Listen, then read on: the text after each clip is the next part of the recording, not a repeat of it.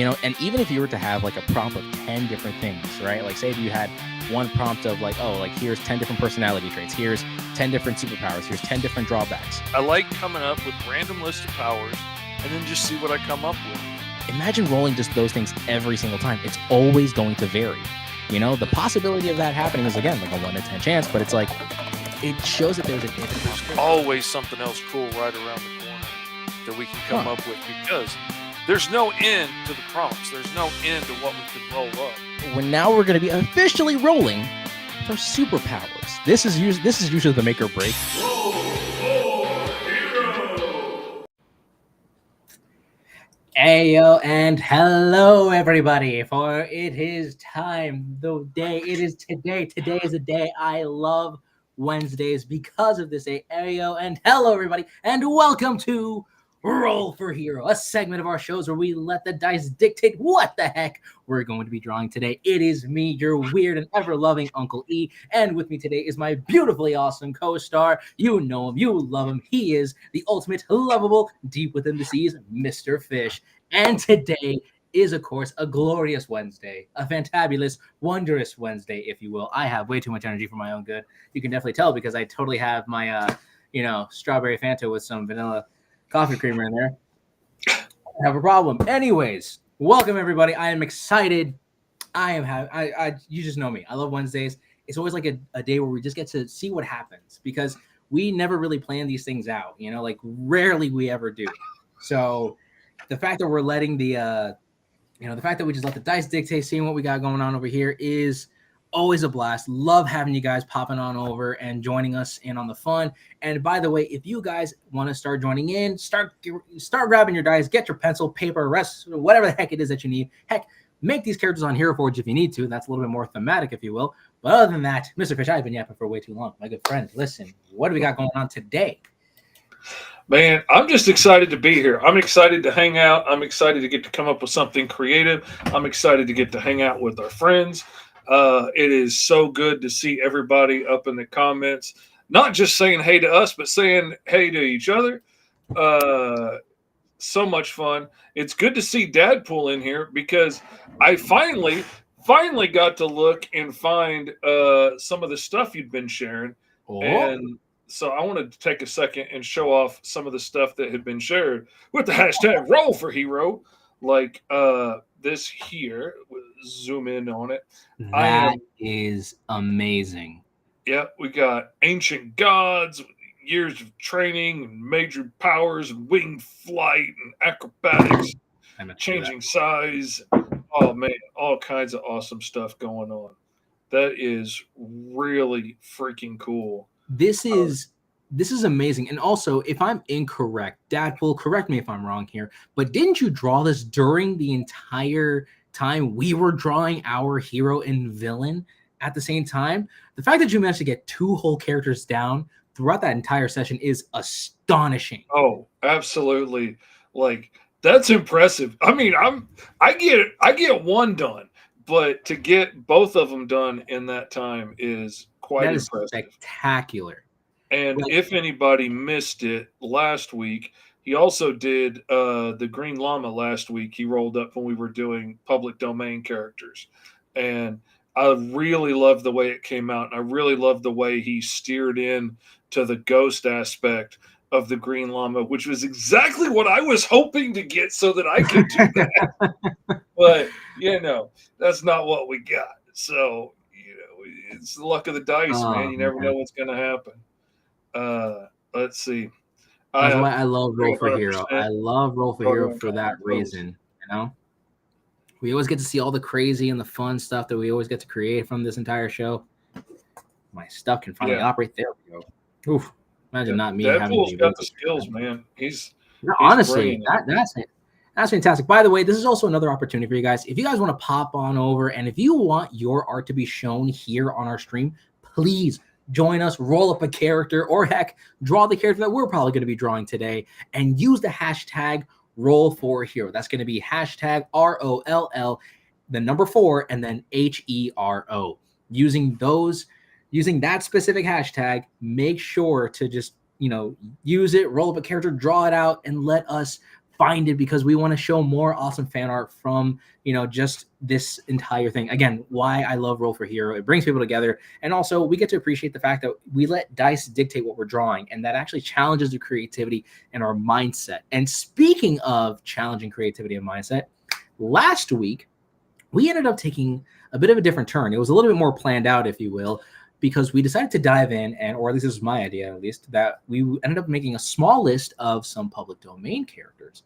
And we ended up changing it up a little bit. And thanks to you awesome people in the chat and to those who suggested it, we were able to take it and create an entirely new character out of it. Mr. Fish, I think it's about time that we start showing those off. Oh, yeah. We absolutely have to show them off in the section called Versus.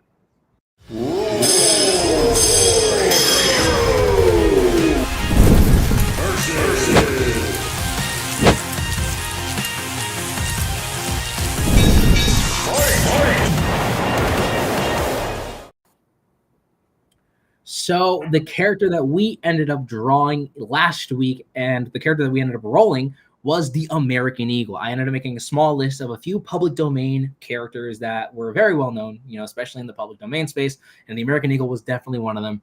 And we were trying to figure out what to do with the character. And thankfully, y'all in the chat decided to put out awesome settings or some type of thematic tone for the character to be in.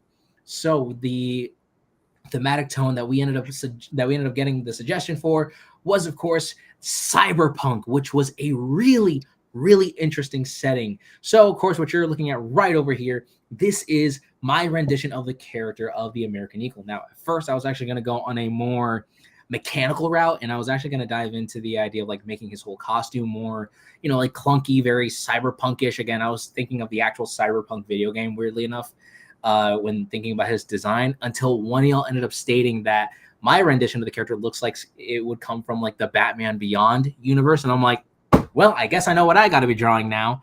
So I ended up going that kind of route. And in the process, it looks like a potential Power Ranger, Kamen Rider combined with Batman Beyond with America. And that is like the best way that I could properly describe it. My favorite aspect of this, because originally I was going to go with the original colors of an eagle, yellow, brown, white. I was actually going to go off of just that alone. So the fact that I was able to, add the red, white, and blue to the costume, and not only that, incorporate the logo on his chest, because it looks like the letter A, an eagle. I was trying to make it look like a star in the process, but I did what I could. Honestly, this was a really, really fun design, getting to play with some eagle elements and also adding in the idea that this would be like a nanotech kind of a suit that would like crawl up on him and then eventually transform into his, whatever this entire thing is. And that was a lot of fun putting this entire thing together. And that's just at least my rendition of this character. Now, Mr. Fish, what is it that you've drawn? Let's see. I came up with my own version of the American Eagle. And let's see, I think here's the whole cover image that I did for him. And in my idea, I went with essentially the same idea that the story had originally, except I changed it because as I was thinking through the American costume, like the stars and stripes and everything, it's hard for me to think of many kids that grow up in America nowadays that would want to just cover themselves in the stars and stripes that wouldn't probably have a negative connotation. Like that would strike me as, somebody that had bad intentions probably if they were like that gung-ho on it. But I thought like somebody who had spent their entire life wanting to come to this country and was now here and was super excited about the opportunities. And I've talked with some Latino writer friends, and they were all in agreement with me. Like somebody who came over later teens would be much more excited and gung-ho about being here than a lot of people. Like a friend of mine is a writer and a teacher on the border in Texas and has worked with a lot of like kids that came over early in their life or like first generation kids to this country. And most of them are pretty angry about like how hard dad has to work and doesn't have anything to show for it. Whereas people that come over later in life are like, oh my, can you believe how amazing this is? And I could see this kid whose family worked really hard to get over here. And his dad's a scientist and has developed all this awesome tech for this corporation and finally got moved up high enough in the company to get moved to the American offices. And now they've got this great apartment in the skyscraper, and they're going to these great schools, and there's no gangs, and there's no, everything's going great, and dad's getting all these great promotions and everything. And somewhere along the line, much like the original story, there's an accident, and he gets dosed with his dad's tech, which ends up creating this like invulnerability field around him, lets him leap and be stronger, and lets him create these like holographic projections of wings and things like force fields to be able to fly eventually. And he gets doused with this tech, and at first it's really cool, and he starts trying to be like a street level superhero and starts getting some little internet fame. And then he realizes dad's corporation is using his tech for evil, like the original American Eagle found out the scientist was working with the Nazis. And so in trying to save the day and trying to save his dad's tech from this evil corporation, he goes out and busts the bad things that are going on, brings attention to what's happening. And the people see him as a hero, the internet blows up and sees him as a hero, but the company wants to get rid of dad now. And so they're going to deport the family. They're going to lose everything now because he went out there brashly trying to be a hero, dabbling in things that were bigger than he understood at the time. He thought, oh, I just got to, stop them and it'll be okay. But things don't always work that way. And things just go from bad to worse. And the worse he fights to try and prove that they're the bad guys, the worse effect it has on his family, until eventually the corporation decides to silence his dad for good, thinking his dad's the leak. And so now this kid's family's destroyed. Dad's no more. He feels responsible, but he knows that he's got to somehow stop this corporation. And just the whole how could you still fight for this dream that you've always dreamed of the American way, when you've gotten smacked in the face with how hard things are and how unfair things can be, and how they don't always work out like a fairy tale like you were told your whole life growing up. And oh my God, I cannot quit thinking about this character. I seriously want to just throw away everything I've been working on for the last year and just start doing this story because I like it so much. And we just rolled it up off a freaking dice last week. And that's what I love about this. I love Roll for Hero for the fact that, again, I just made a list of a few public domain characters. Imagine if we actually went with the Green Llama, or imagine if we actually ended up going off of, because let me actually check the list here because I have it over here. All right, imagine if we did Silver Streak, or Minuteman, Madame Fatale, or what's it called? Yankee Doodle Jones of all people, right? Like, imagine if we rolled up all those other characters. What would have happened? What was the mindset? What would we have done?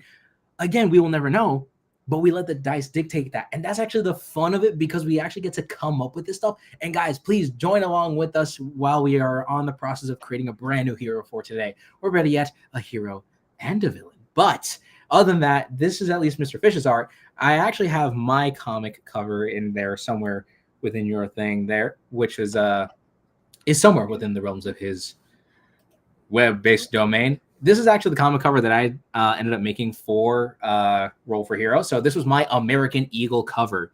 And in this is actually a reference to 3 characters. Obviously, this was a paid homage to the American Eagle. Oh, there we go. It does not want to let me see the whole image for very long. I don't know why. Yeah. All right. Anyways, we have the American Eagle, which is, of course, the character we ended up rolling last week. Oh, well. We have another character, which was the cougar-based supervillain that we ended up rolling a couple weeks back. This is my rendition that I call Red Paw. And there's another character in there that nobody will fully notice.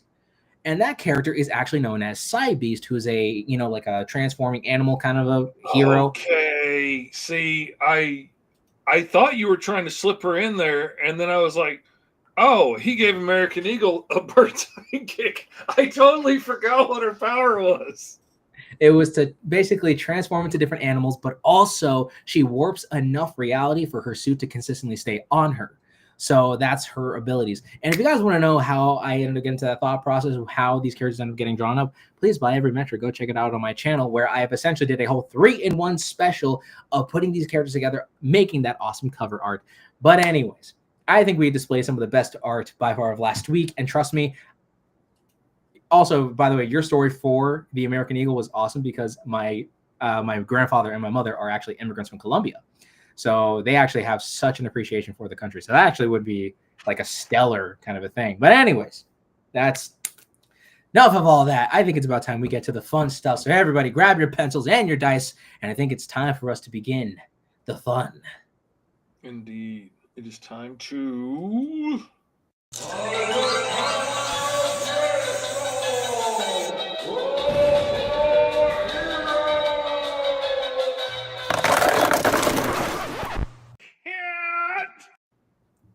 And we are here with the Castle of Grayskull. Now, today's, depending on how this ends up going, this might be the way that we will definitively do things. We'll see what happens. So, we're going to need those lists of those powers and all that other kind of fun stuff there. Good old official calamine. That too, aren't we? And I need my dice. How am I not prepared? I literally have these things with me 24/7, and the one time I don't have it, oh my lord, I knew today was too good. Can we not cause havoc in this house, please? Thank you very much. I have to get something else.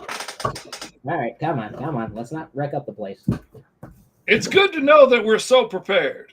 That's 100%. I have a whole line of tickets ready for the level of preparedness that I am. Anyways, so today is going to be a bit of a fun rendition. We're actually going to be rolling up our powers on our own. So we're going to use the same lists that are generated right over here, because the list is currently next to me right here. But we're going to use these list of powers. I'm going to roll my character, and Mr. Fish is going to roll his character.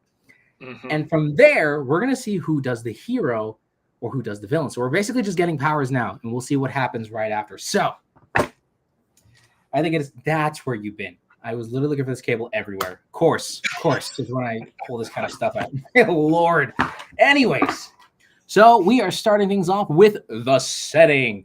By the way, for anyone who wants to join along, please knock yourself on over and get yourself some dice and some paper, pencil, everything else in between. All right, let's see. Let's do a D10. Or if anything, I'll just kind of... I'll have a D10 because I have one right over here. So we are going to be rolling for setting.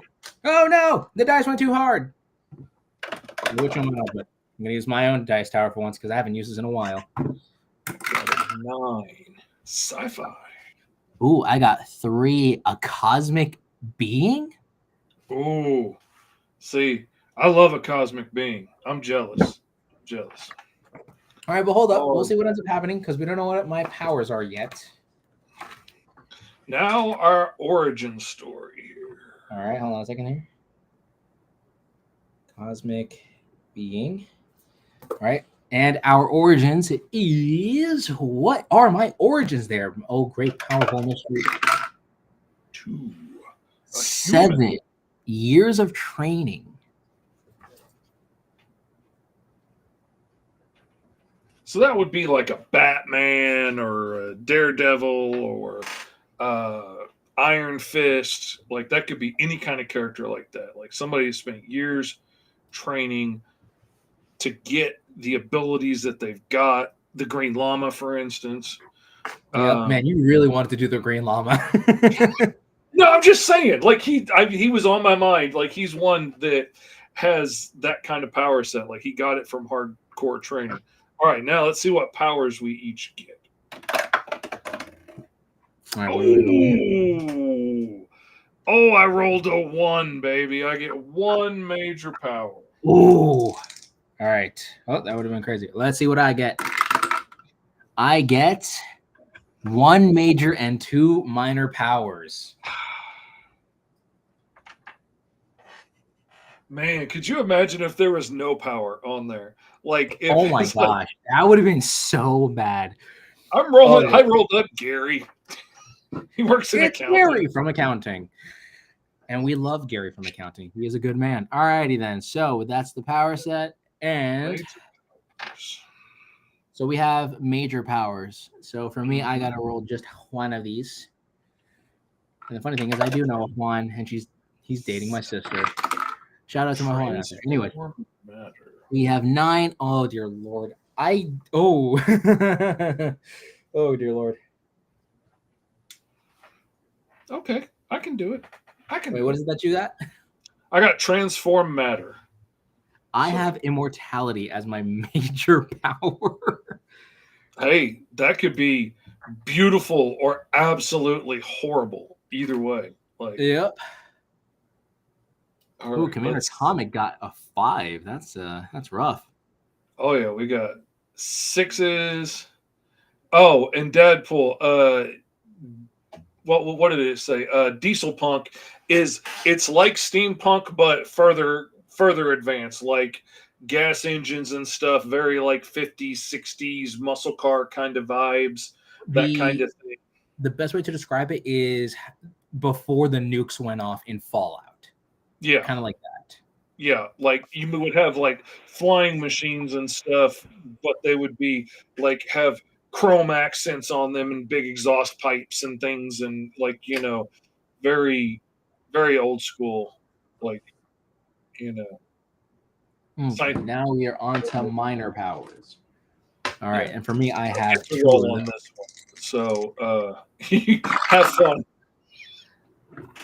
Wow, that is I have 1 and 2, which is actually that's a unique combo there. I have flight and body weapons. See, now if that was me, I would have to go with winged flight.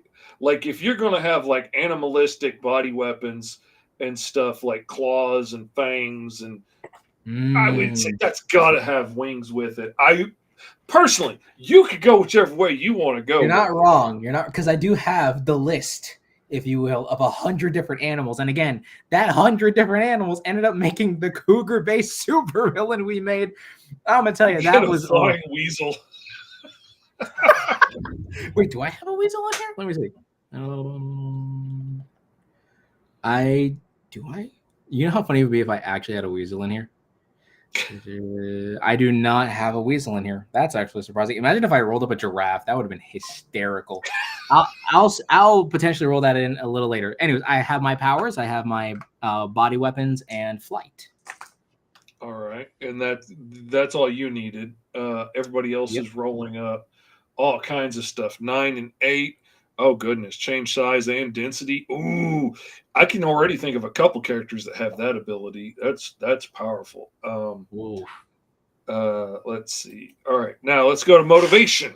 Ooh. Now What this is is motivating our characters? And we still haven't decided who's doing the hero and the villain yet. So this could go. This means that we're just only getting powers and now motivation.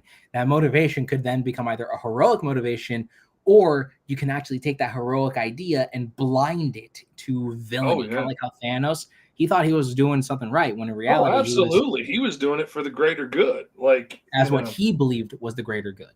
yeah, Right? Doctor Doom is absolutely doing what he thinks is best for his people and himself. But still, Anyway, all right. it is motivation. 5. Financial gain. Running from the mob and villains. Or fighting or running from the mob or other people.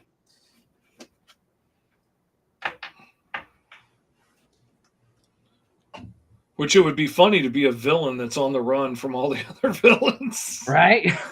You've double crossed everybody and they're all out to get you now. Oh, okay. See, there's a whole story in itself right But there.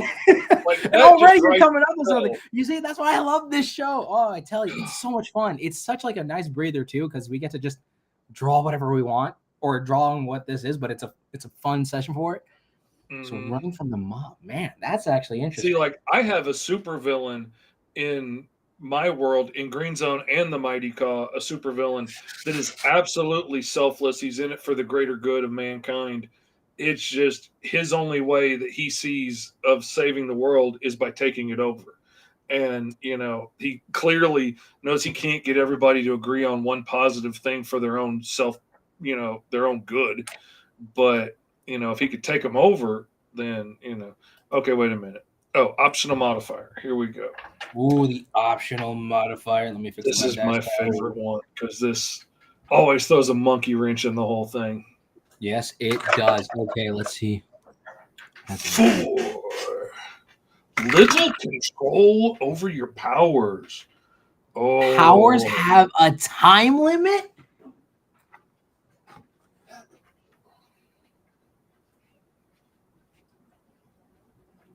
like Our Man, Underdog.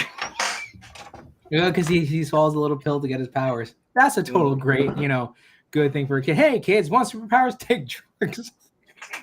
Pop a pill and you can fly. Trust me. Yeah, Ben 10 was supposed to be stuck to 10 minutes, though that never really worked in the show.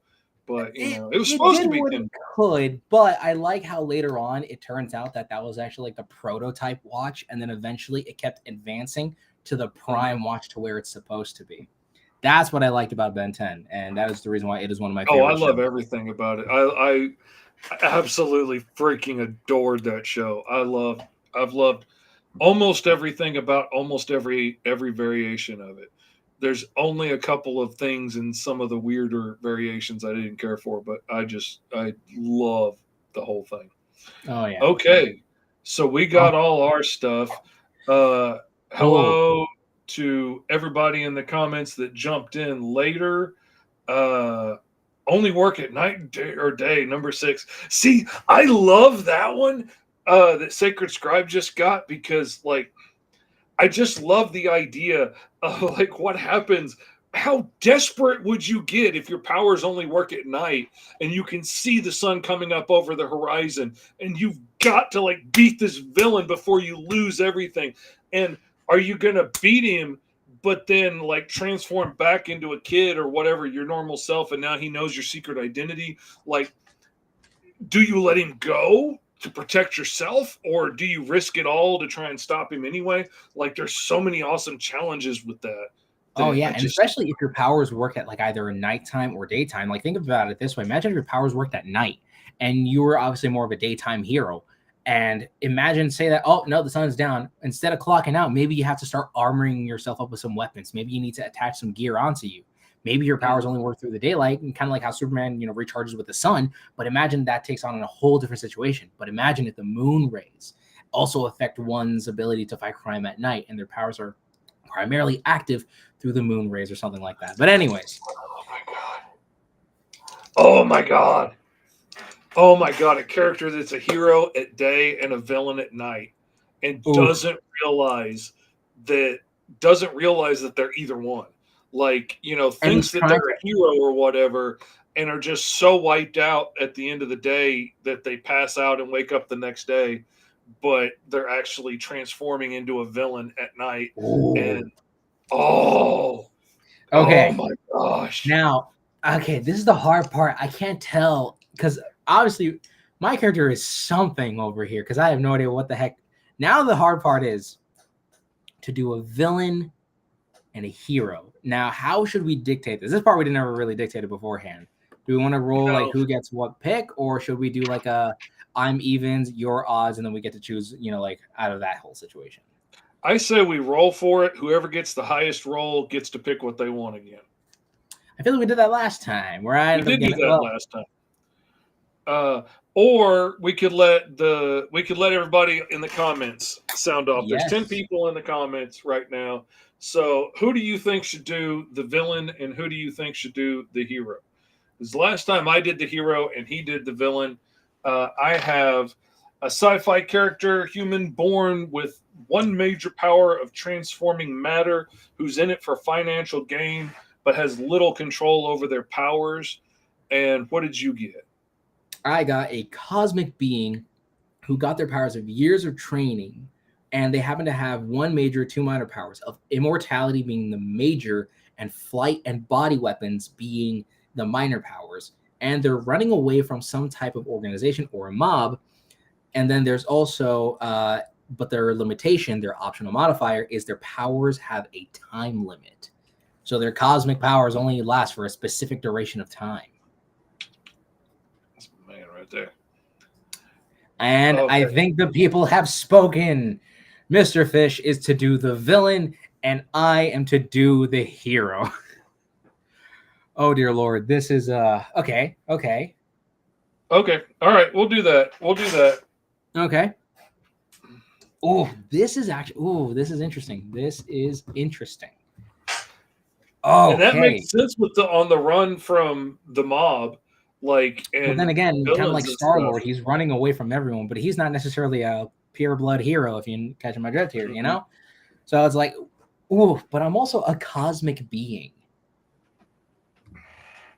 Well, I mean, the villain could be anything. Like the villain could be a cosmic being. The villain could be, the space mafia. It could be anything. Or you could be a cosmic being trapped on a planet and you're trying to save the day, has the villains of that world wanting to destroy you, or the evil king that rules that world wanting to destroy you, or like, any number of ways. Oh, Later, Doggone commercial. Comics, Glad you're able to pop on over. he's out. Peace. Good having Anyway, you in, man. Well, other than that, though, I'm glad you're able to pop on over. But now I think it's the proper time for us to now officially start drawing our heroes. All And right. again, because my stuff doesn't want to be nice to me, I'm going to have to, show off my whole screen so I can't see a thing to what Mr. Fish is doing. All right, let's actually do this. Okay. Ooh, cosmic being. This is okay. Deadpool says the Pantheon is seeking your destruction. Ooh, that's a okay.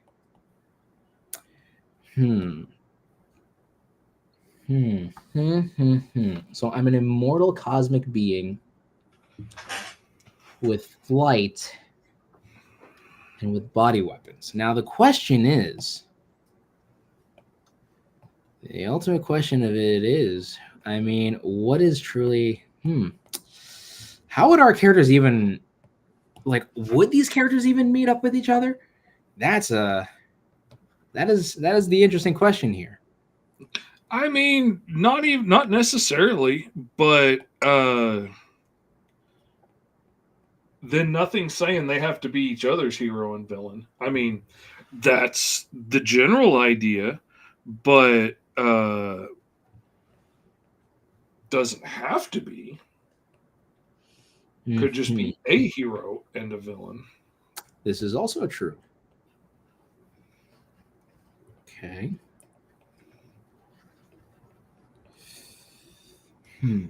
Okay, so they're immortal. Okay, so and now we get to the part where we somehow try to keep everything lively as we try to draw out characters, and we tend to be in a whole thing of silence in this process.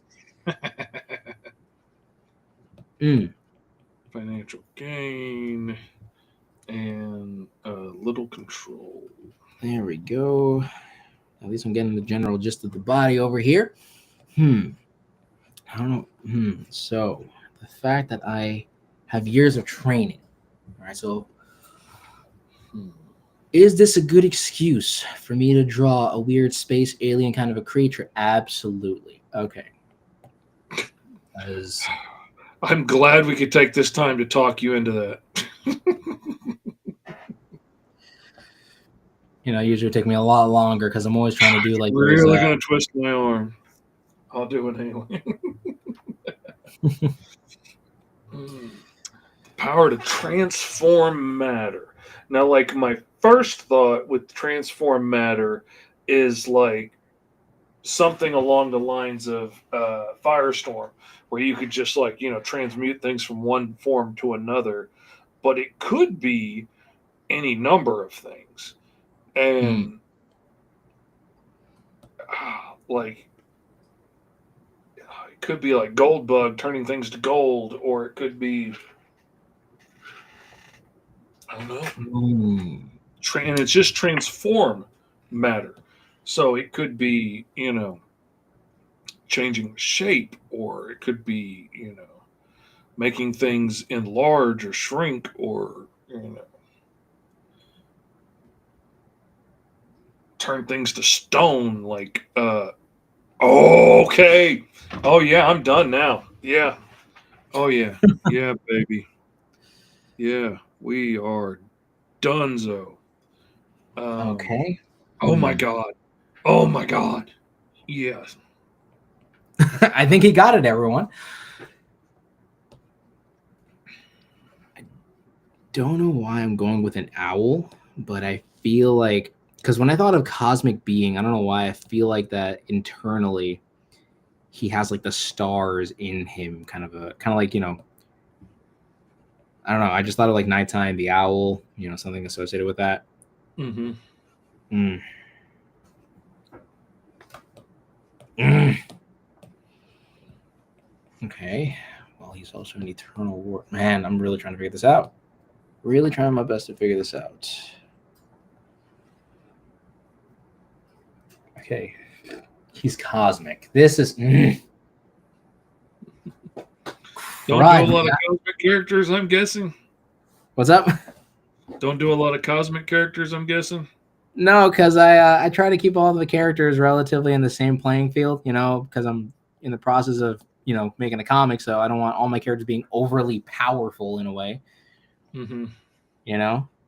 So I never really had those opportunities to draw out like full-blown, chaotic, powerful characters that have those kind of opportunities to really just, you know, again, like kind of like Dragon Ball. It is a show where most of those characters are like unbelievably strong and powerful, but also it's like they have enemies that are equally on par with that. And I have, I guess, like a downgraded idea of that concept because again, I'm so, I guess, American comic, you know, mentality over here where it's like, you know, yes, I can create overpowered villains here and there, but also, I'm just trying to see like what can I.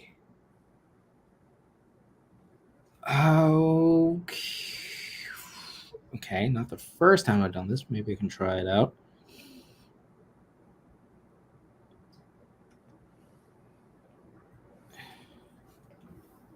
See what I can do here. I like the blacked out eyes though. That I do like. Definitely makes him feel more alien.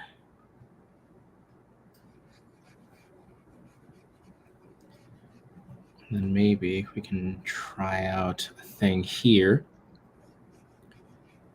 And he's also trained himself, so I would assume he would also be a little physically fit to a degree. But that is just my opinion. Nobody asked for. Now he has bodied weapons, right? So okay, I'm kind of getting something here. Kind of getting an idea.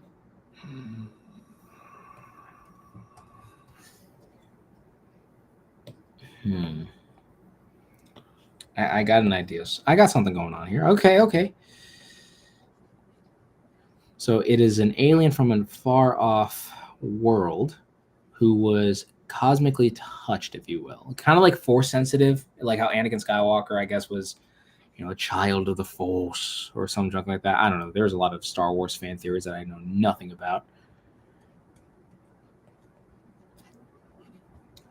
But I can totally see like this guy, you know, being someone touched by the cosmic realm and such. I was also thinking Fantastic Four, weirdly enough, because like cosmic rays, meaning that they are cosmic beings, because they have like the concept of that happening to them. Yeah, I mean, Silver Surfer is a cosmic being, and he spends so much of his time on planets, you know, like on Earth, pining away about how good we have it. We don't appreciate it. Or at least originally he did. Ooh. Okay. Silver Surfer. I like that. Hold up. That's it's not a bad idea there. I'm telling you, I'm chock full of not so bad ideas. This do be true. Listen, this is the reason why you make a living doing what you do.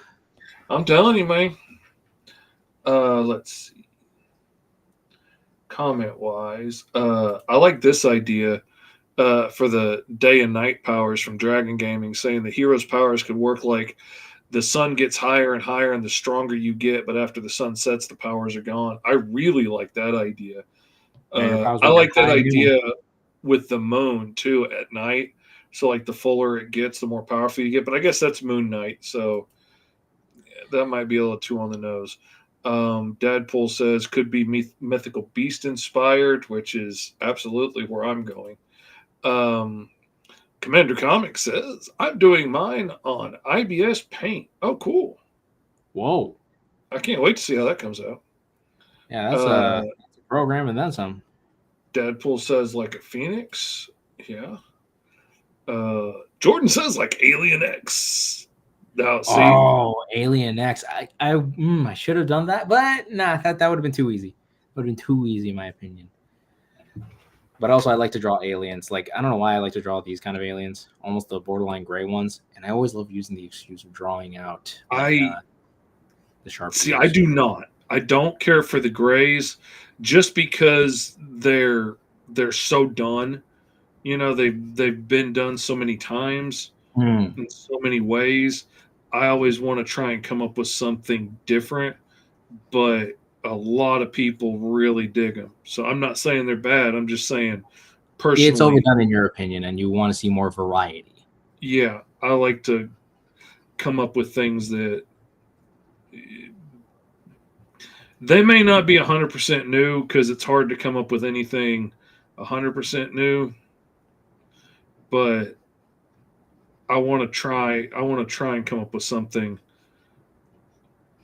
I haven't seen before. Oh, wait a minute. Okay, I got something going on over here.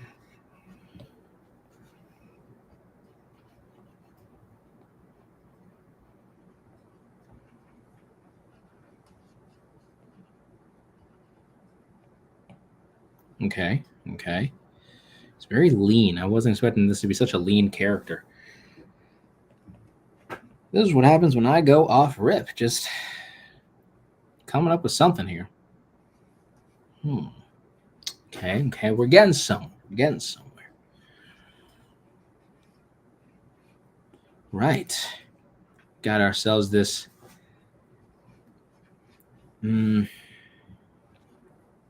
Actually, I don't know, because I was digging the idea of his eyes kind of being almost bug-like.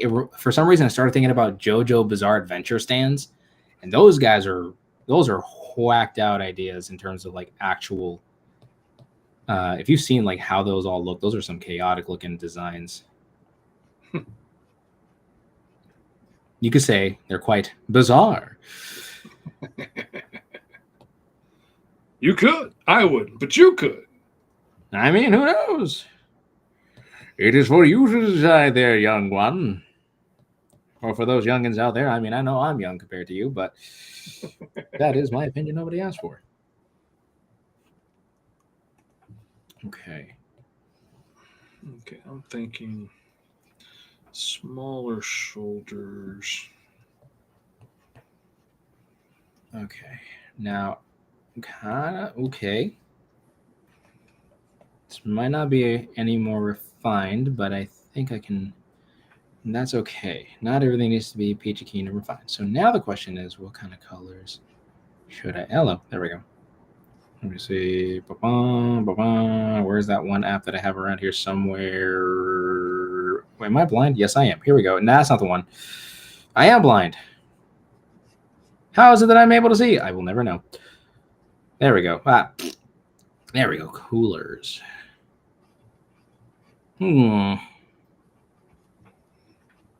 Never against this idea. I always love this app just because you can always generate different kind of color palettes. Seeing which one I can go off of. Ooh. Not against this one. I'll probably get that one on standby. Yeah. Things are all over the place. This was something. Okay, there we go. Okay.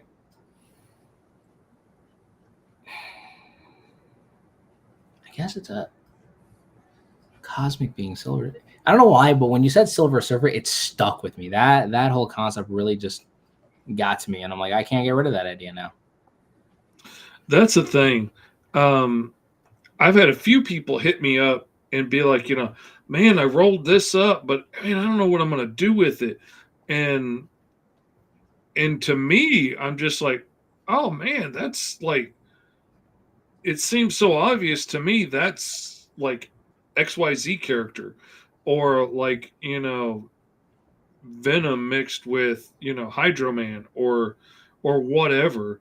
And I'm like, yeah, you could just like it could be this or it could be this, it could be like this or it could be like that, and they're like, oh, I was overthinking it, and I'm like, that's the problem I've seen people have too much of the time, is they're just like way overthinking it or overwhelmed by the sheer possibility of it being able to go in any direction. And I'm like, these aren't Lego bricks that only fit together a certain way.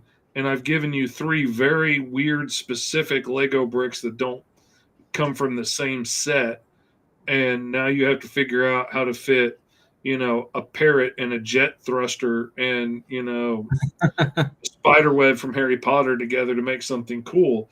No, I'm giving you like three colors of paint. And now you get to pick how am I going to mix these together and paint something beautiful out of it, and you're not limited by just, well, it said yellow and red, man, that could be pink, that could be orange, that could be brown. Like you can go any kinds of directions in that. It's not a limiting thing. It's just a springboard to jump off of. Like the elemental powers, I've seen that trip up a lot of people just because there's so much possibility there. And I'm like, it doesn't mean that you have to do all of them or that you have to do any of them the way you've seen it before. You know, do something different with it. It's just saying you've got power over some kind of elemental something, whether that be radiation control like Captain Atom or, even Superman has elemental control to a power. I mean, like he's soaking in sunlight, he's breathing out, freezing breath, he's shooting heat rays out of his Ooh. eyes. I guess Johnny it's also Storm, something that I never really would have taken into consideration because I think for elemental me, control. Silver Surfer controls the power cosmic. That's an elemental control. It's not just earthbenders and airbenders and stuff. Like it could be anybody that, like Hydro Man and Sandman have elemental control. It could go in so many different directions and be so many different things. And, it doesn't have to be so limiting. Oh my gosh. Oh, okay. I really like this idea now. Now I got to think, how am I going to? Oh, all right. okay. See, my idea when it came to transform matter, and as soon as I said stone, I was done for. And I decided to do a modern day Medusa who has these giant power gloves that can transmute anything she touches to stone. And Actually, give me she's a second. also got these like goggle lenses that can like Oh. flash bright and blind people. And if she can blind you and stun you for a second, she can get close enough to touch you and turn you to stone. So a lot of people think Oh. because she's going with the Medusa theme that she can just turn you to stone with a look. And she totally plays into that. And and will like glare at people and be like, you don't want me to turn you to stone with a look. And totally freak people out, but it's actually the gauntlets that are letting her do this. But she doesn't have the best control over it, and they will short out if she uses them too long. If she tries to use them too much, they can go nuts, and she can't stop them or turn them off. Like lots of potential for them to go wrong. Okay. Like so she's for me, playing the game rolling with a -5 every time she rolls.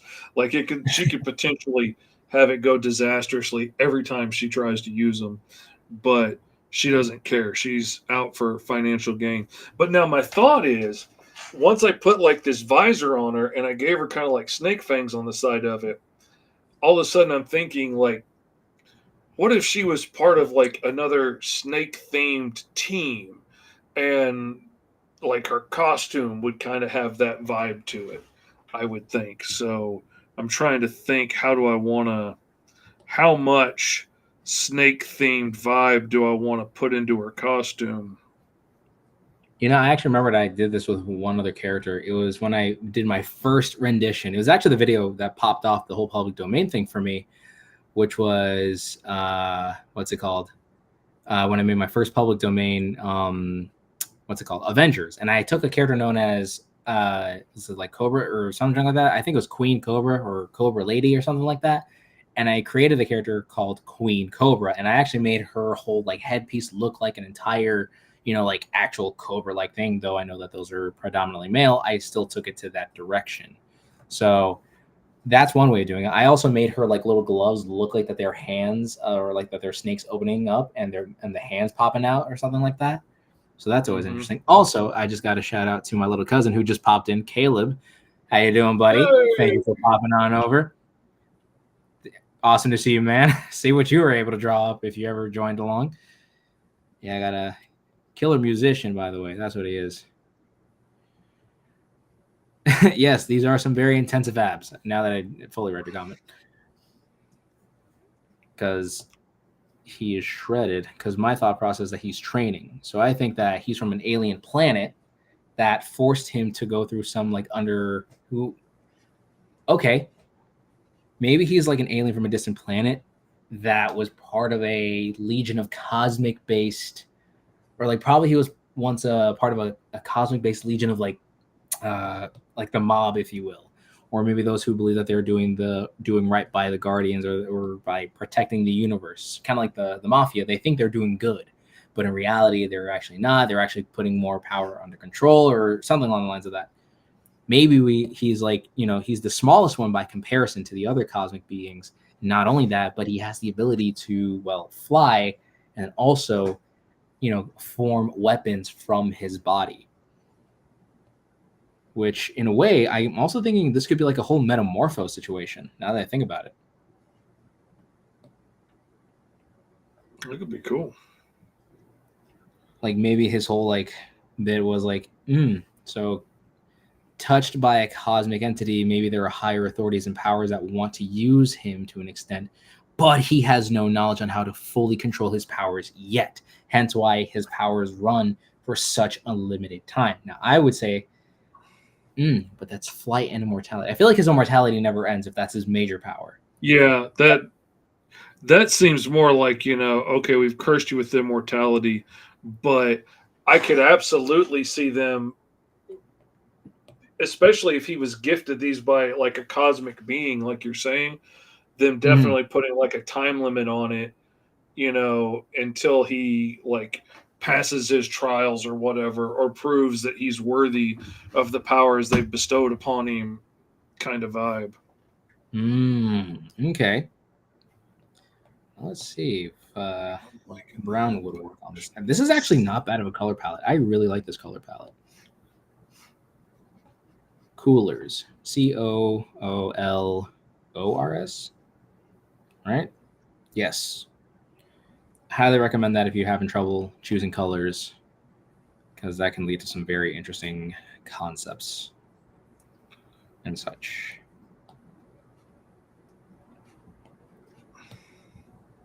Right. Oh, it's a dark one. Huh. I was coloring with the same one on. Huh. Look at me. I'm a professional. All right. There we go. There we are. It's kind of giving off one of those characters from Dragon Ball, now that I think about it. Okay. Or there's some kind of character like that. I'm not fully sure. I haven't seen all of Dragon Ball.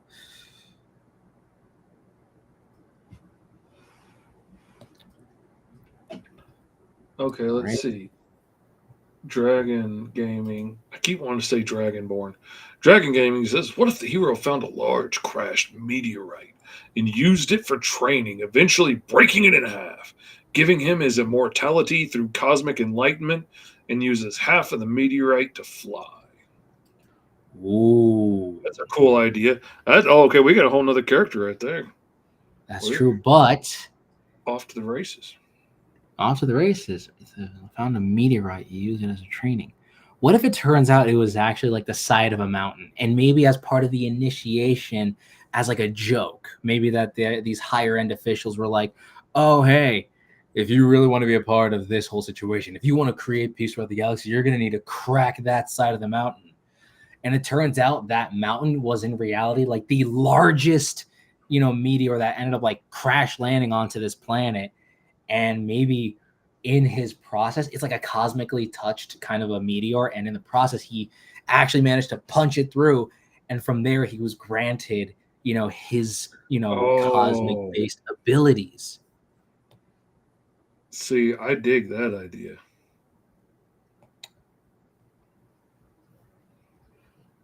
See, that's where it's at. Now we're getting somewhere with this idea because I totally had an idea where to go with it.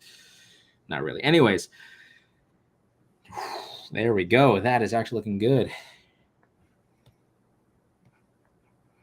Was I expecting to draw a full-blown alien? Absolutely not. But is this the joy of roll for hero? Abso-friggin-lutely. Again, it is because of this. And if you guys are joining along, please let us know, because obviously I would love to see the awesome type of art pieces that would be coming from this, or all the really cool renditions of these characters. Or heck, maybe if you rolled up something yourself, I would love to see it. We would love to see it, not just me. That's very selfish of me. How dare I? How dare you indeed, good sir. Quite indubiously. Quite indubiously, I do say so myself. Yes, of course, of course.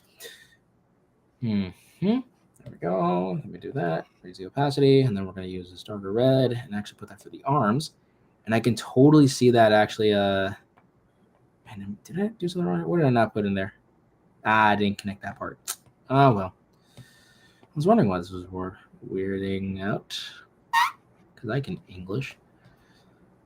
Shout out to also my brother-in-law, for he is now, I don't know in terms of age, but he is older. For today is the day of his birthday. I don't know how old you are, bud. Happy birthday. Probably show this off. It's kind of crazy how this color palette is genuinely working for the character. And it's so, like, beautifully limited. I'm really coming to love a limited palette. Man, I am absolutely loving it.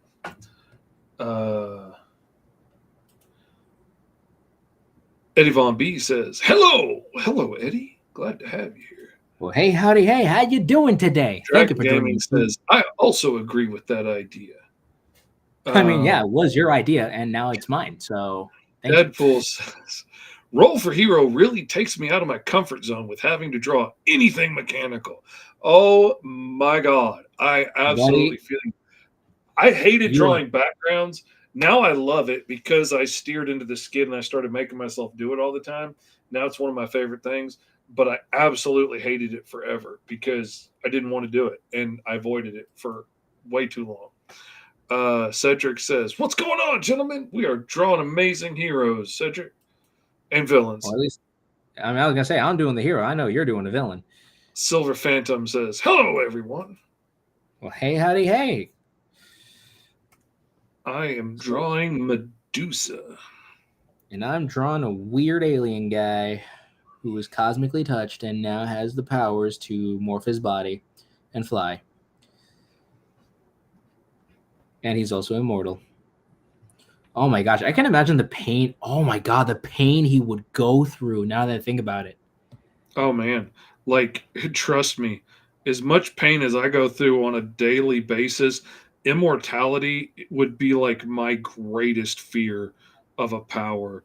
Like that would just be agony forever. Oh, it's not even the fact that it's agony. Like, once you think about it, like, his power is immortality, meaning, like, I can imagine as one of the initiation sequences, or maybe like now that he was able to crack that side of the mountain and he was caught. Oh, wait a minute.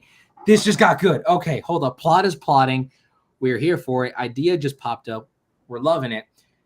What if it turns out like it was just this was in a far off planet. This was just some scrawny alien kid, right? Who ended up joining a gang on his planet, specifically his planet, right? A meteor crashes down, and all of a sudden they just don't know what this thing is all about. He goes to it. They make the joke of, oh, if anyone gets a crack at this, they'll be like this, that, or whatever. And of course, maybe I don't know, something along the lines of he was kind of like peer pressured. He joined because he wanted to obviously, be a part of something, but he's now, it's not just him. Maybe it's also these other thugs that he was hanging around with. because of him cracking open the meteor, all that cosmic radiation from the meteor spreads to the other thugs, and now those guys are like cosmic based thugs, or cosmic based, like, bad guys or something like that. And yeah. now, So like the so Bang Babies in Static Shock. Milestone everybody got hit, and so you got all these bad guys with the worst intentions that suddenly have power. And yeah, oh, that would be, I'm on board. And then from there, he's the one who caused to get himself powers, but also some other people. And now you could say that he's not as strong as compared to his other, as his fellow other alien friends, or, what he would call friends. And now he's on the run because it turns out he actually has one of the greater powers. And I would assume that he trained himself under horrible circumstances because immortality is his main power. I can imagine maybe they took him, chucked him up into space, but because he's immortal, he can't die. So he's in the middle of space, unable to breathe. But yet in small fragments, he's beginning to like learn how to like fly and shift his body and move through until he manages to find some other location. He eventually, like, he refines himself to become stronger and also make him, durable in the realms of space, allowing him to test out his flight, but it's only for a limited time. And then maybe it turns out his body ends up gaining some type of like ability to create, body related weaponry from claws. Maybe it's an adaptable aspect. It's not just maybe a claws or, talons, or maybe it could be harder skin as like a defense or something like that. Mm-hmm. It's actually kind of, weirdly enough, this color palette reminds me of when I drew my first rendition of one of my, like, I guess, Ben 10 knockoff characters, which was Bruiser. And that, where is it? This material over here. It was like a red alien guy, and he had like this texture on his skin.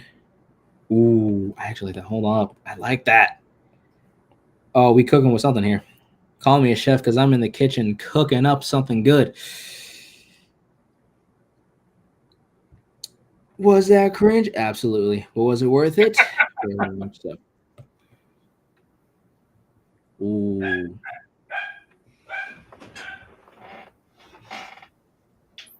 There we go. Oh, that's actually pretty cool. Just like adding that slight texture onto his skin. Oh, instead of that being, Let's see. Commander Comic says, I'm drawing a cosmic scientist who lost his world and is an anti-hero like Venom, Lethalite Protector. Okay. Ooh. And he let loose great power, and now it's his great responsibility. Oh, Ooh. yeah. Ooh. Yeah. He gets it. Oh, freaking goosebumps, dude. Don't do that to me. Oh. There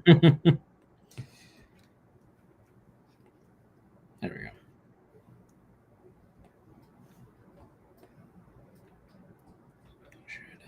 Well, let's see what happens if I just kind of do this.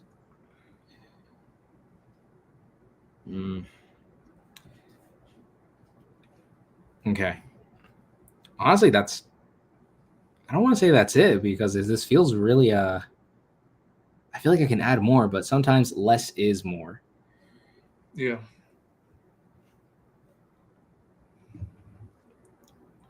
Sometimes it's good to know when you've done enough. Because I feel like I don't know if I want to, continue on with it and keep adding on. I spent a couple of weeks trying to improve and fix the design for the Mighty Caw after my first design of him, because I just like woke up out of a nap one day and made a sketch of him, and I was like, I'm tired of the first thing I design being the design I go with, and then later on being like, oh, I could have improved on that. So I decided this time, because I believed in the character and thought he had some legs and was, going to do things. I was going to take the time to make sure I came up with a really sharp design for him. And I spent like 3 weeks trying to improve on my original design. And the only thing I ended up doing was giving him pants. Otherwise, he stayed exactly the same as he was. He just came out fully formed. And, sometimes we get lucky like that. Sometimes we catch lightning in a bottle. And sometimes you get hit by lightning because you're trying to catch it in a bottle. Sometimes. Only sometimes, though. Okay. Got to be willing to risk it for the biscuit. That's what Dragon Gaming told me. Got to risk it for the biscuit. I do like me some biscuits. I think this might. Wow. I don't know if I should continue any further, just because, again, I just do a simple, again, the way that Dragon Gaming suggested maybe the hero has a gang tattoo he can't erase off his body. Ooh, I love you. Thank you. That is a fantastic idea. Mm-hmm. Ooh.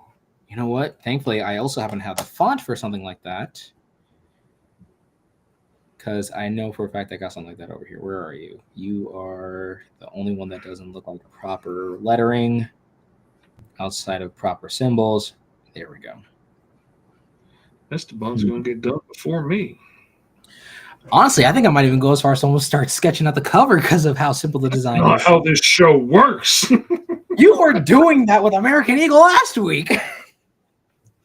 Yep. Let me see. And of course, I had to go and put scales all over her body, and as you should, as one does. Okay. What if it said something stupid? I was thinking about what's like a dumb. You know what? Hold up, chat real quick. What is a really like a dumb word? Just the dumbest word you can think of. I don't know why. Just play along with me here. Just random word. That's a long word. Yes, it is. I got an idea. You didn't say short. Short word. Just got to give this a little look-see, a little try out over here. Just because I want to see. Because something is knows how to spell. I would struggle with sassafras. Sassafras. It sounds funny, but I wouldn't know how to spell it off the top of my head. Sassafras. You know what? That could work. Weirdly enough. Maybe he could blubber. You know what? I got sassafras and blubber, and I think blubber is a little funnier in my opinion, and I don't care if that was an incorrect method, because if my little sister saw this right now, she'd be like, it's more funny, not more funnier. I am an artist. I am illiterate. There are two that they're listen, I can do one or the other. Can't expect me to be popular here. All right, blubber. There we go. Oh man, my nearly illiterate butt was at the restaurant last night looking at signs, posters, I guess maybe they had on the wall of this local restaurant. And I was looking at it and I was like, it was, oh gosh, what was it? It was like beef taco salad or something. And like beef and taco were capitalized and salad wasn't. And I was like, okay, either taco shouldn't be capitalized or salad should. And my wife just kind of looked at me and I was like, yeah, I know. If my illiterate butt is calling them out on their grammar, that's pretty bad. But I've gotten in trouble for that one a lot on my campaigns on Kickstarter and stuff, because I'll have a habit of capitalizing all the words that I think are important. And then, but that doesn't necessarily mean they should be capitalized in that title.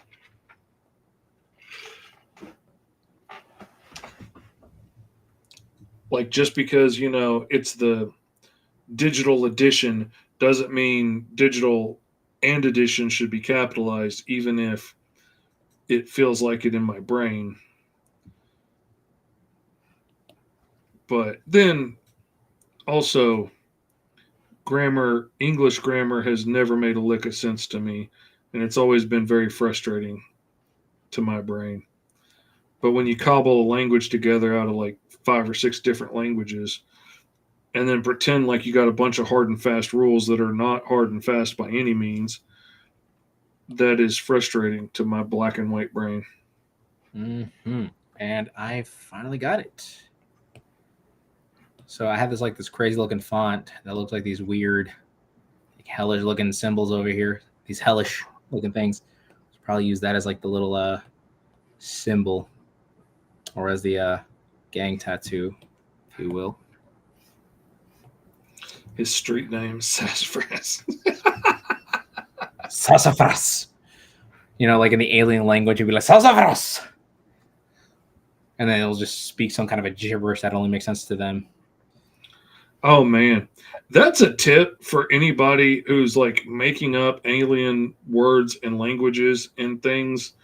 Get creative, make fun stuff, but also like say it out loud and have other people say it out loud, and have other people say the word out loud and then see what their reaction is to it, because you're likely only going to hear what you always thought it was because you made it up. You're going to hear what you expect. But when somebody else says it out loud, and if they start giggling and laughing or something, and you realize that, when you thought you were making up some amazing name for this alien warrior race, when somebody else says it, it sounds like buttocks, then they're going to giggle at buttocks. Have somebody else say it out loud. We were working on a new name for our podcast because we ended the 5-Star Fridays podcast and are relaunching it with a new name and purpose. And it's not going to be on Stuck to Fridays anymore, mostly because that's made it really hard to go to cons. We end up having to cancel a lot of episodes because we're traveling to conventions or whatever. Makes it hard to go on like vacation with your family and stuff. So partly we're changing the name so we can move it away from just being on Fridays, and partly we're doing it to be more focused on the 5-Star Comic Con that I went to in Ohio this month. And so anyway, we had an idea for a name that we thought was really cool, and it looked really great in the chat, and we all agreed it was a good idea until Tony said it out loud on air. And then all of a sudden we realized, like, the 5-Star Converse on paper looked like, it's about the con, but it's also about like the whole universe of like pop culture and stuff.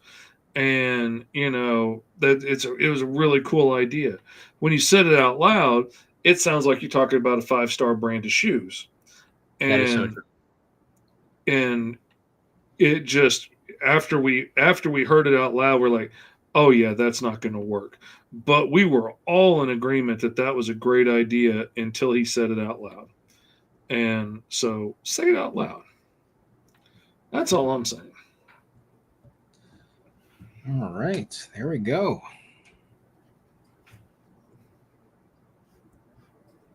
So I got my design on the way. So I guess, I don't know, because I guess of how simple, like, weirdly enough, this was the most large. This was the character with the largest amount of powers and abilities. But because I'm trying my best to like simplify the design, and I think because his powers have to be shown, I think that's why I would have to go straight into making the cover. Because usually I'm like the total opposite of this. I'm usually like trying my best to not show that off often. I don't even have a name for this guy. What should we name him? Yeah. What do we got? Deadpool and Dragon Game haven't given you a name yet, man. I don't know what they're doing. Probably slacking drawing their own characters. That's probably what they're doing. Now, that's not totally going on fantasy name generator for this. Let's see. Are you going to do a public domain version of John Constantine along with the X-Men, which you've already done? And what was the other one? He asked about Dark Avengers or something. I can't find it. And then Dragon Gaming says, I like the Medusa idea. And Deadpool says, this cyborg is killing me. Wii U, sorry about that. I always had a really bad habit of making my cyborg super complex and complicated. And as you can see, I have really simplified my tech drawing a lot now that I do comics all the time to make stuff easier to draw repeatedly. Yes, I mean, but also to answer some of those questions, potentially, because again, I love making those public domain videos, but also I feel like I'm also taking now the time to start working on my actual comic, because now I've been posting it officially on Webtoon. For those that do or don't know, I should have been promoting that now. Huh. I've officially posted I'm starting to do every Monday and Friday. I'm posting at least one page of my comic every week. So if you guys want to go check it out, please do. It would mean a lot to me. It is Unbeatables. It is a story of 6 superpowered individuals that come together to create the most strongest and most powerful team of all time. So strong and powerful they might just be, well, what their team name might suggest. Not only that, it's also just, it was one of the stories that I always wanted to work on. Heck, it's the reason why I'm even here with Mr. Fish today, because of how, I was, planning and plotting out that book and the way I made it sound. And, Mr. Fish was like, is he going to get sued? Yes, he is. Haven't done so yet. No, yeah, it really caught my attention and made me start listening and tuning in. And I bought me a copy as soon as you got the first issue done and printed. Okay. And now you're going back and redoing everything again, right? Yep, but it's newer, more improved. The art, the action in it's going to be great. And I actually have a proper plotted out story because I was, again, flying off the seat of my pants. So I know what I want to do with it now, especially now that I switched one of the other characters. So it was from Crustacean now to Rocket Fist. So now we actually have more of a connection to the villains, and now we can have a bit of a fun explanation as to who some of these people are, all that other kind of stuff. Okay, we have Brakic, Nolvin,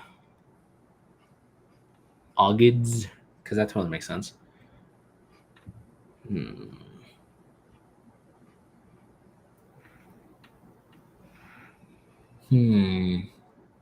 Thinking of names.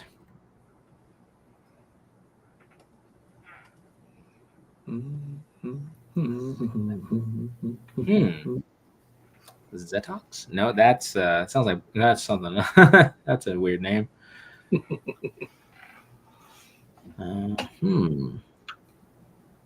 The Mortal, Scarlix, Meteor Kid, Cosmic Kid. Since he has immortality, he can humbly and sneakily call himself the Mortal, or Scarlex. I actually like Scarlex. I'm not gonna lie, that one actually kind of hit. The Mortal Scarlex, or Scarlex the Mortal. Oh, there you go. Oh, freaking goosebumps, man! I don't like them. They hurt. Okay. That's one thing about having your nervous system turned up to 20 all the time. You know what? He is simple. Okay, you know what? I like what Jordan put out there. Crimzor is a really good one. So what if his name was Scarlex the Mortal? but also his species are known as Crimzors, or like his planet Crimzor. Oh man, that absolutely sounds like his He-Man name, but I love it. That is a great name.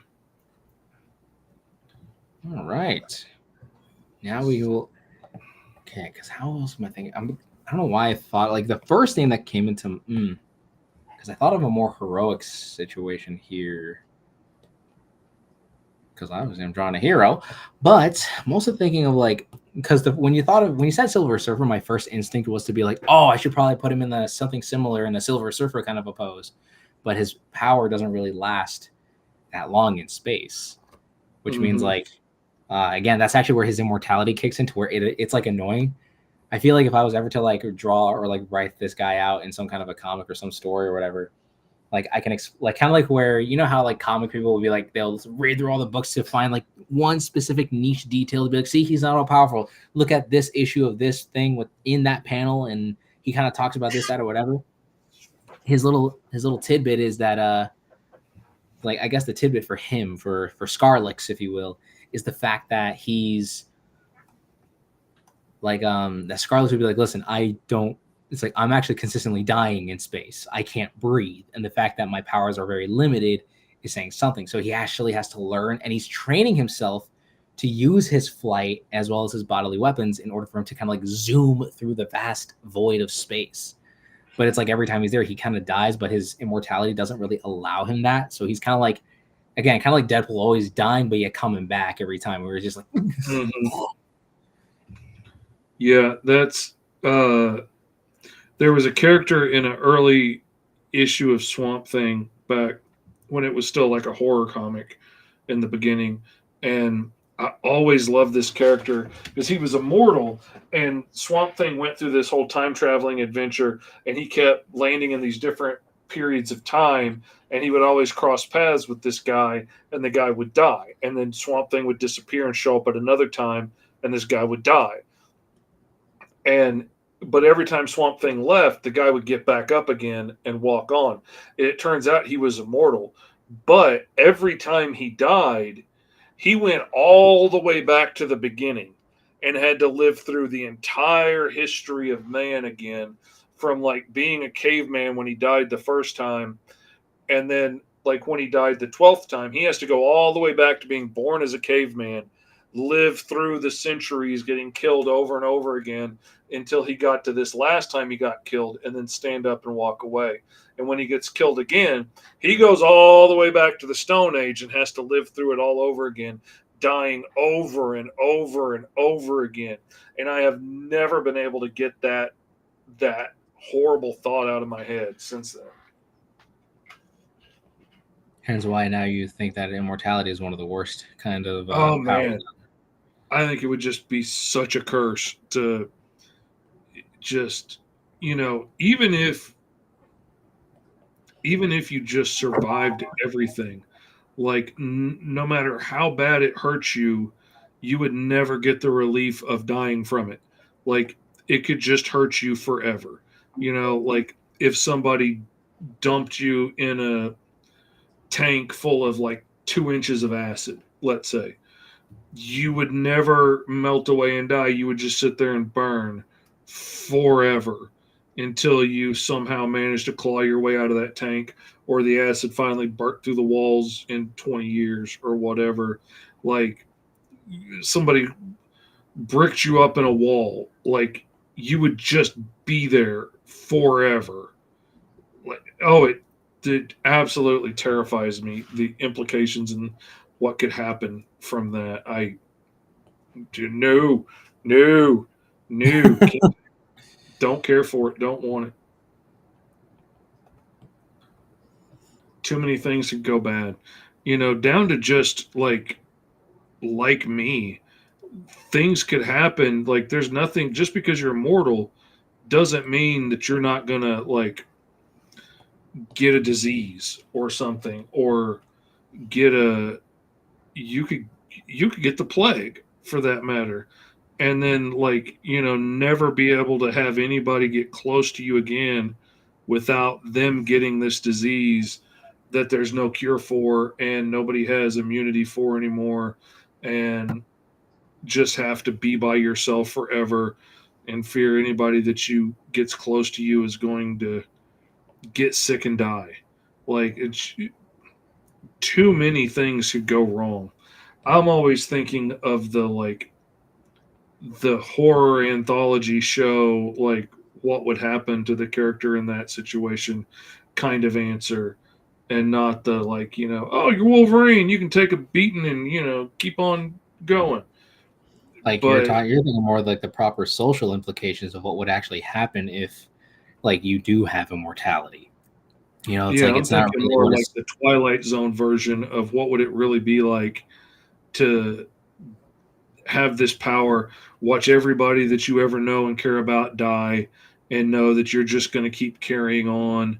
Uh, and nothing said just because you have immortality that you can't get hurt. You know, what if you what if you're just a dude, but you have immortality and you get in an accident and can't move anything from the neck down, and now you're stuck like that for the rest of eternity. Or I mean, there's just so many things. Now, I've been stuck in a wheelchair. I've been unable to see or speak for long periods of time. Like, I know there's more to life than just those things, but I wouldn't want to have to spend eternity that way. Like, Yeah.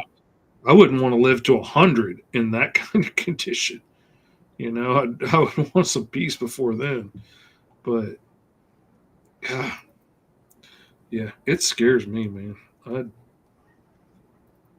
All I see are the bad sides of it, but it makes for interesting stories. And it does indeed. I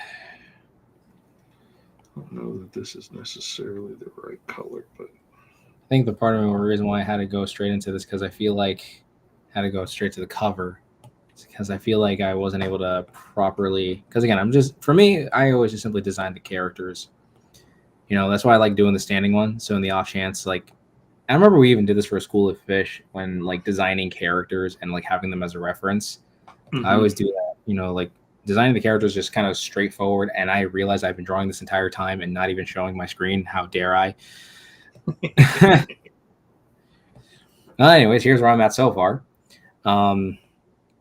But like designing a character, kind of like how I have it over here, is always it's always good to just at least have that idea. But like having to show off the powers is also something that I really have to like take into consideration because I don't think I've ever because it's running away from this whole thing here. And I wanted to draw it in a way where I felt like it had that same like awe-inspired wonder, like when you see the Silver Surfer, Because when you mentioned, I was like, oh, that was a good idea to like get ideas from. Maybe even create like a little nebula or like a little ring around him that he uses to help traverse the stars. Or that's like a good sign that he's starting to fly is that he had that little ring around him. oh yeah, It gives that level of cool. Silver Phantom found the Unbeatable comic on Webtoons. That's awesome. Thank you. So glad you're able to check it out. It was a ton of fun. I uploaded issues 1 and 2 on there, so they were the old first issues 1 and 2, and then now I'm uploading one page every Monday and Friday, just so that I can get those consistent, and that way I have all the, that way I can keep making pages along the way, and then eventually once I'll have the chapter done, I'll condense it all so you have one fun continuous reading experience. It's going to be epic. Oh yeah. Especially because I have the idea of drawing out this one story of a nerd who catches a magical dice and makes his D&D campaign come to life. But it turns out he's one of those like painfully stereotypical incel kind of nerds. So now he has like control. Come again? I resemble that remark. No, I don't. I just like making that joke. Man, I found out. I was watching. I just kind of doom scrolled TikTok all day yesterday, um, because I was so exhausted from getting home from our travels this weekend that I just kind of, my brain just kind of dipped out on me, and I just sat and crashed all day and doom scrolled. And I was like, okay, you know what? Every once in a while, my body's just like, all right, we're done. We have to stop at some point, and I just have to accept that and let my body rest, even though I don't like it. And so I was like, okay, I'm not going to be able to fight this. I'm going to have to chill out and just rest today, recuperate. So I was doom scrolling, and I came across this video, and it was talking about the racist origins of a lot of phrases that we say every day. And a lot of them I absolutely knew, and I knew where they came from and stuff. And I tried not to say them for a long time. But then he says, like, long time no see. And I was like, dude, I say that almost every time I see somebody. And I was like, that one really hurt my feelings. I thought it was a nice saying. I didn't realize it was making fun of Chinese immigrants back in the day, and the way they spoke working on the railroads and whatnot. And there was a couple of them that fit in that same category, and I was like, man, and now I know. So I can't just keep saying it and pretend like I don't know. And then my son walked in, and I was like, hey, long seen no time. Because I like to flip it just because I like the whole old man says stuff weird, joke. And so I like to flip it around and say it backwards. I was like, dang it. I just found out that's racist. And he looks at me like I'm stupid. I was like, yeah, it's a whole thing. I'm sorry, but I can't say that anymore. And I had to correct myself. But I'm really going to miss that one. And I'm probably still going to mess up and say it from time to time. But I'm gonna try, because once you gotta act like and try and do better. Man, this whole learning and growing and evolving thing, God, it's so much work. Never ends.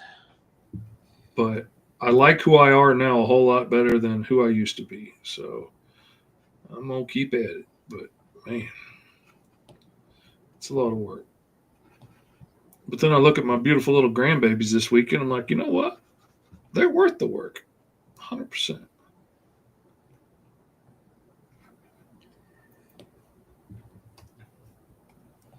And they deserve to live in a world where people try and do better. So I'm gonna try and do better. As everyone should. Because a better world is worth control.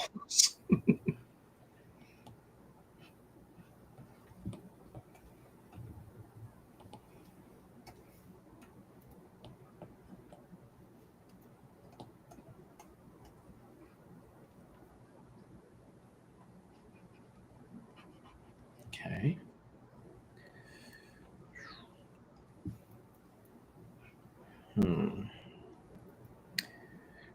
I think this is the part where I think it can get interesting of him and his like cosmic energy, or him like obtaining that cosmic like power.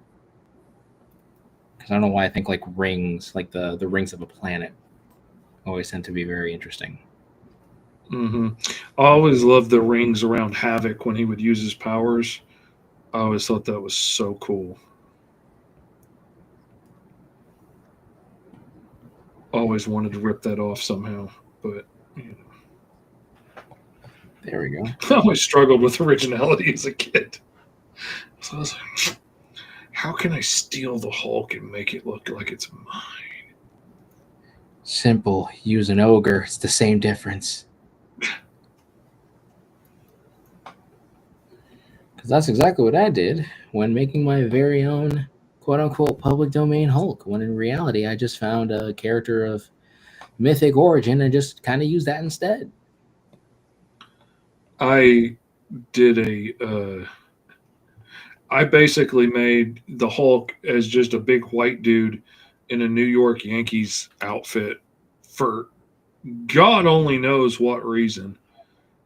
I guess, because New Yorkers are badass, I guess, as a kid, I thought. And Because he's so, the New York Giant. yeah, see, that would have made more sense. But yeah, he was in a Yankees baseball outfit, which I soon realized was a really bad idea because that was a lot of junk to have to draw all the time and Mm. try and do the logo on his hat as a kid who could barely draw.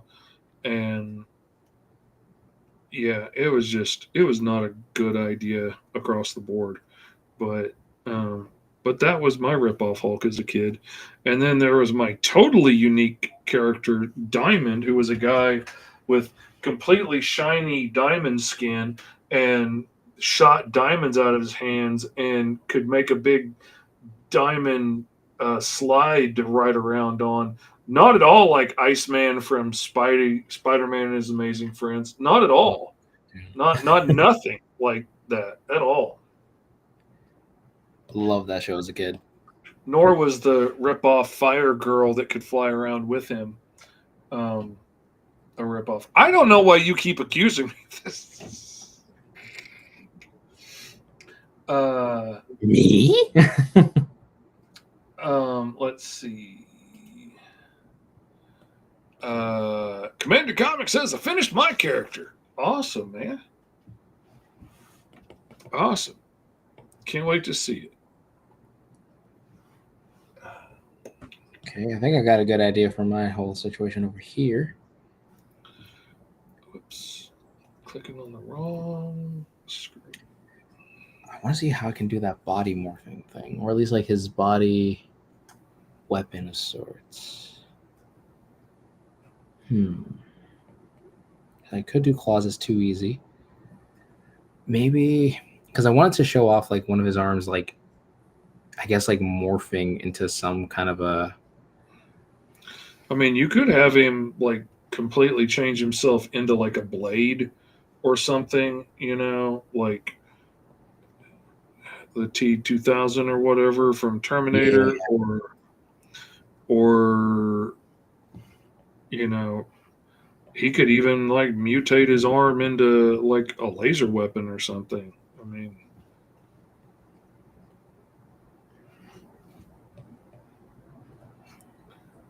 or maybe he, instead of claws, maybe he does like spikes or horns or something on it.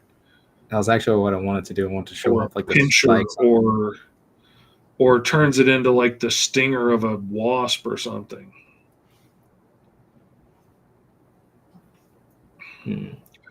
Okay. I kind of like the idea of showing off like those spikes or whatever. Now we're cooking with propane and propane accessories. That's how you cook with propane and propane accessories. That villain ain't right, I'll tell you what. I just think so. Look like he's wearing a punk rock outfit with spikes. I'm old. Plumbing don't work right anymore. I quote Cotton Hill far too often in my daily life, and nobody ever gets it. And I don't really care, but man, I quote a lot of Cotton Hill. He just said so many funny, stupid things. Not in the face. It's how I make my livings. I just freaking love that so much. Okay. All right. We got a green theme. Now, do we want to do a lighter green stripe down the middle, or do we want to do a yellow stripe? That's where the real question comes in.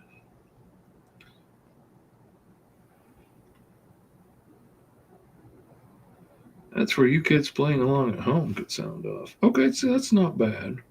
I might tone down the color of hair, but that's not bad.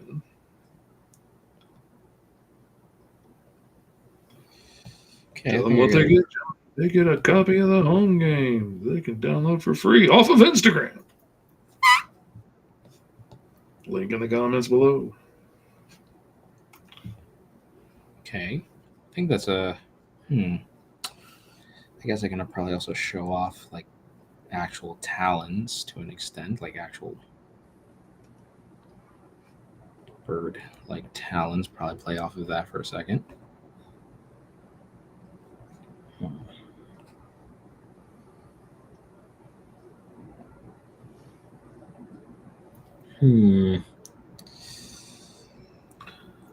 Okay. There we go. There we go. Anywho's.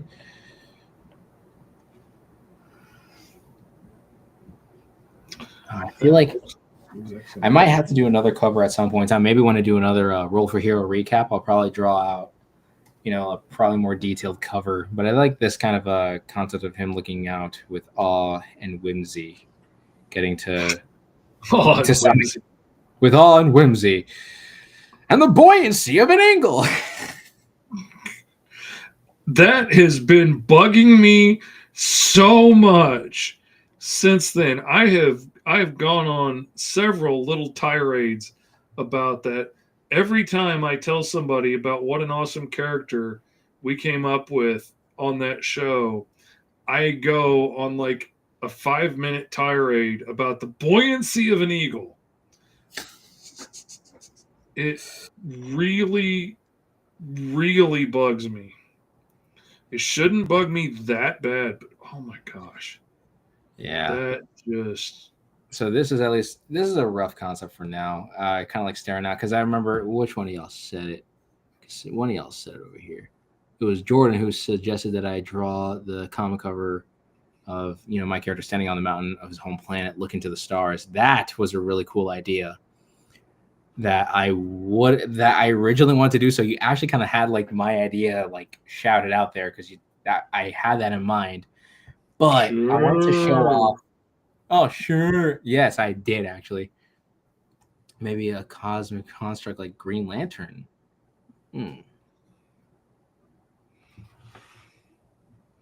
That's interesting.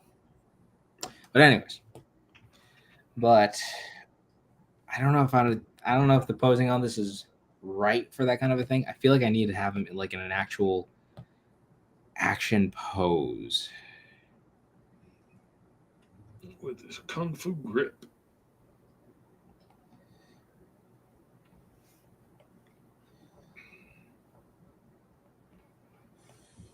And that actually allows him to show off like his actual. Can I go straight to that invincible posing now I think about it?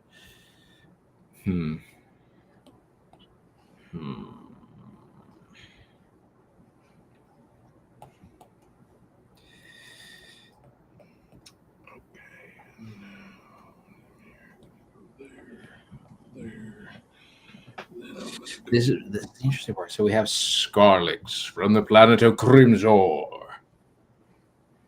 I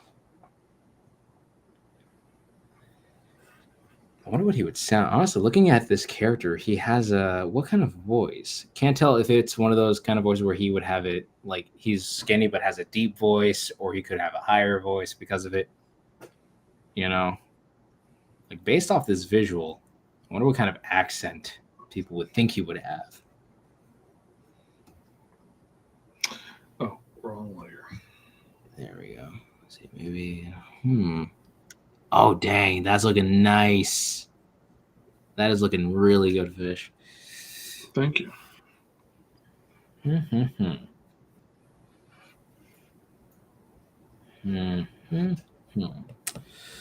We shall see.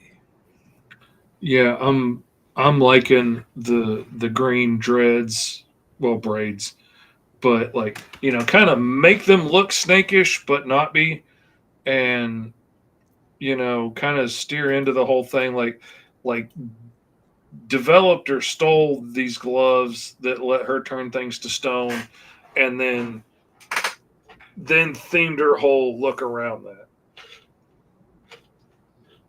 She's absolutely going to end up in something. She's probably going to end up in Green Zone because this is way too cool an idea to not use.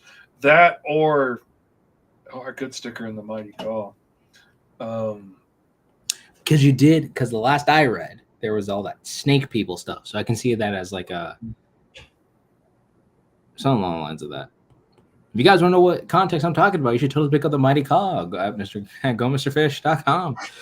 Commander Comic asks, how do I submit my character by email or Reddit? I mean, you could absolutely email it to me if you want to at mrfishcomics@att.net.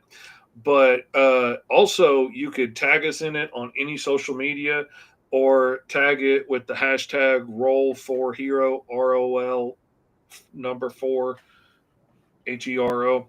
That's what we're looking for is the hashtag roll for hero. That's what I'm searching up each week to see to look for submissions. So Instagram, Facebook, YouTube, tag us in it if you want to. Direct message, whatever is absolutely fine. Dragon Gaming says, for the body morphing, the ring can appear and he sticks his limb or body through the cosmic ring and it morphs that part of the body, gaining his body weapon. Oh, that's a cool idea. That I like. Deadpool says the yellow pops well. Thank you. My little friend Katie from across the pond in the UK says, hey, Fish. I say, hey, Katie, I hope you're having fun over there drinking tea with little hedgehogs and waistcoats and whatnot as you do in the Narnia world that you live in the UK, because that's what I'm convinced that you live in. She cuts her grass in her front lawn with a scythe. Like, this, she does not live in a normal place. She walks past castles like on her way to work. She lives in a fantasy world. So, I just can't see anything else. Let's see. Jordan says maybe he can make cosmic constructs like Green Lantern. Okay. And Deadpool says he can change his voice, like to mimic a parrot. Mimic like a parrot. There we go. Interesting. Katie says, I also work in a 1700s Georgian building. My lord. See, and that's the other thing. Like, their world's just old over there. Like, there's people living in houses over there that are older than our country by a long shot. And like, when I was studying cob construction, when I was studying, alternative home building methods and stuff, because I wanted to build a home in Arkansas and make it as energy efficient as possible. So I was studying straw bale and earth ship constructions and all these like weird ways of building homes, other than just stick built, to try and make it as energy efficient as possible so we wouldn't have to waste a fortune on air conditioning and whatnot. And like, how do they keep homes cool in Iraq without air conditioning back in the day? All this stuff. And I really studied cob construction a lot. And a lot of homes in England were built with cob construction, which is basically like making adobe, but instead of making bricks, you just pack it in wads of adobe and just build the house straight out of one giant blob of it. You just keep laying rows, almost like a 3D printer, just building up the house as you go. And you end up with, instead of a whole bunch of adobe bricks, you end up with one giant, massive adobe brick home that's made out of one monolithic shape. And they're super strong, last forever. There are people living in houses in the UK with like straw roofs and walls made of mud that are over 400 years old. And that just blows my freaking mind. Yeah, ancient technology was definitely it is something, man. That I will say. Also, shout out to all my UK followers out there, for those in the UK, because I apparently have those too. So I send the character through the link. That's on Mr. Fish's end. You can absolutely email it to me if you want to. And all of our social medias are linked in the description. So you can just like click on my Facebook or my Instagram and send me a direct message with it. And I will download it and we'll show it off next week. Let's see. Katie says, I think the earliest building I've been in was from the 1300s. I can't even wrap my brain around that. That's what, like 700 years ago. That's crazy. We see that so casually. These drawings look awesome, by the way. Thank you so much. I I know tell you that I have what, you want to see awesome drawings. You don't want to go watch any of Katie's live streams or look at any of her artwork because it's just going to make you feel bad as an artist, and I don't want to do that to you. I love you too much. I'm warning you now. You don't want to go look at her stuff because Well, I don't like myself enough for that, so I better go check out, Katie's she stuff. paints photorealistic stuff. She paints photorealistic, like wildlife. She just sat there on her art stream one day, just painting armor, and I mean, you could see the reflections of the entire world in this freaking armor.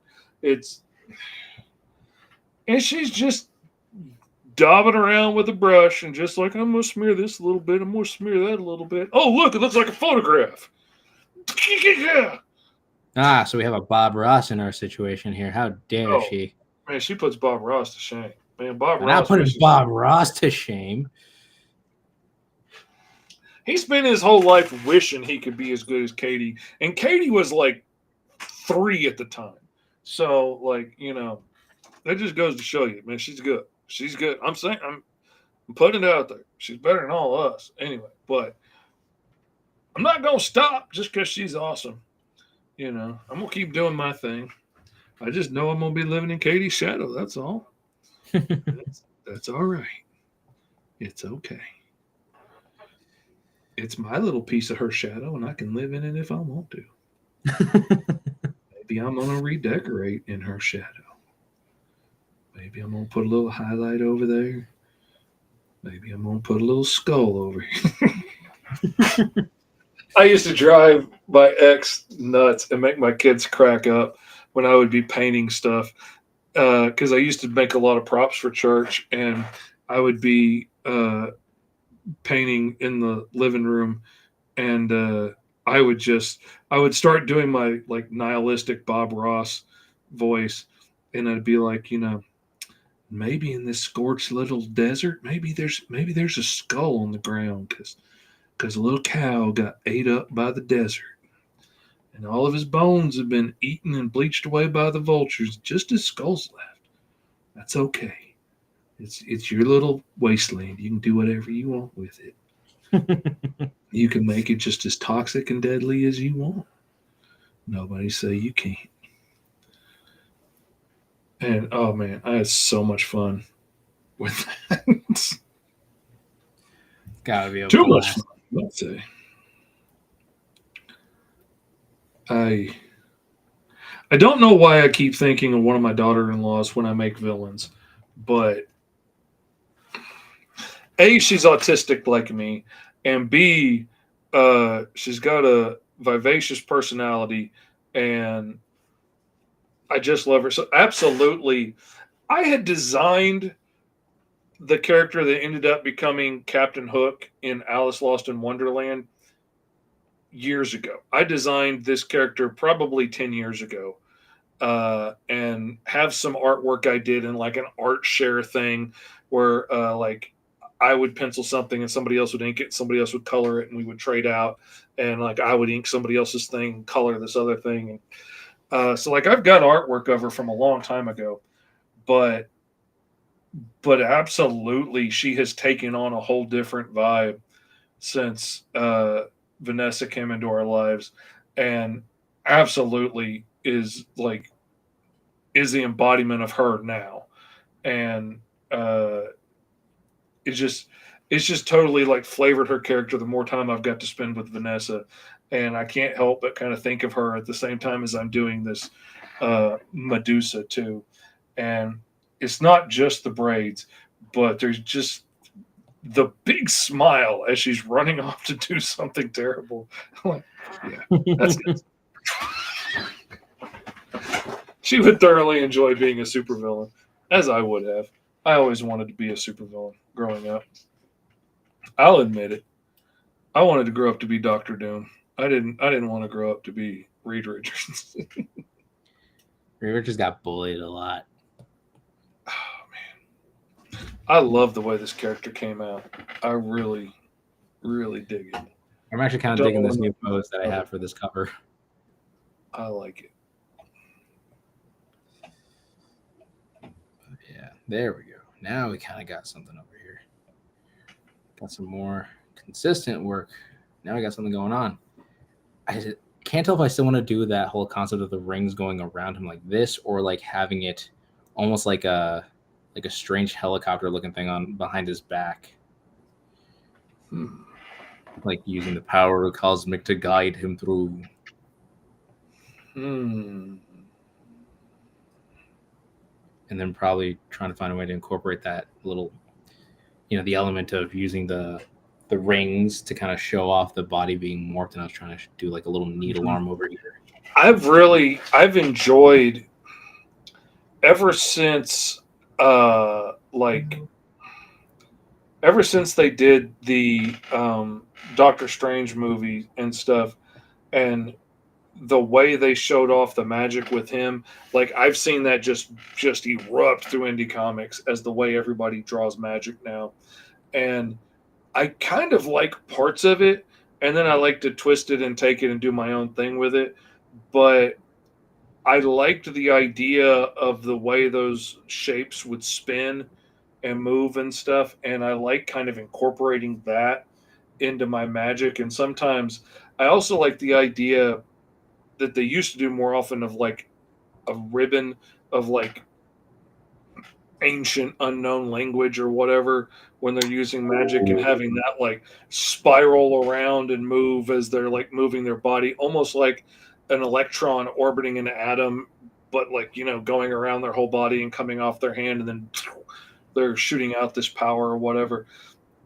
I dig that vibe. I like the idea of like those cosmic rings sort of circling him like an atom, like electrons on an atom, but then maybe moving as they go, like moving around his body, but then coming off his hand or something kind of like that. It might be hard to draw, but I don't know. That's the first thing that comes to my mind. Kind of like this a little bit, almost like an X formation, if you will. Yeah. And I'll probably make like a little halo out of that. It's like a cosmic angel.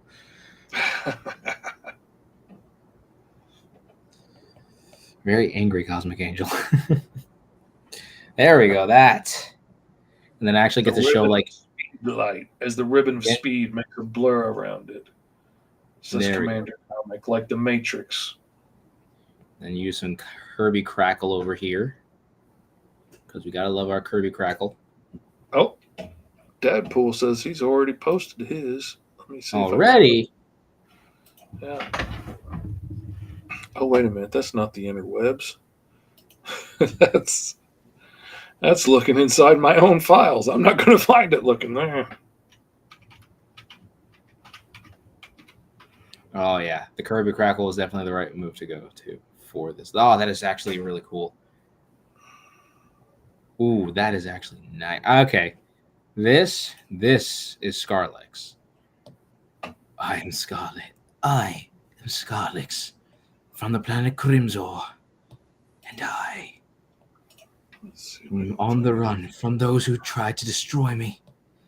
The sad part is I cannot be destroyed.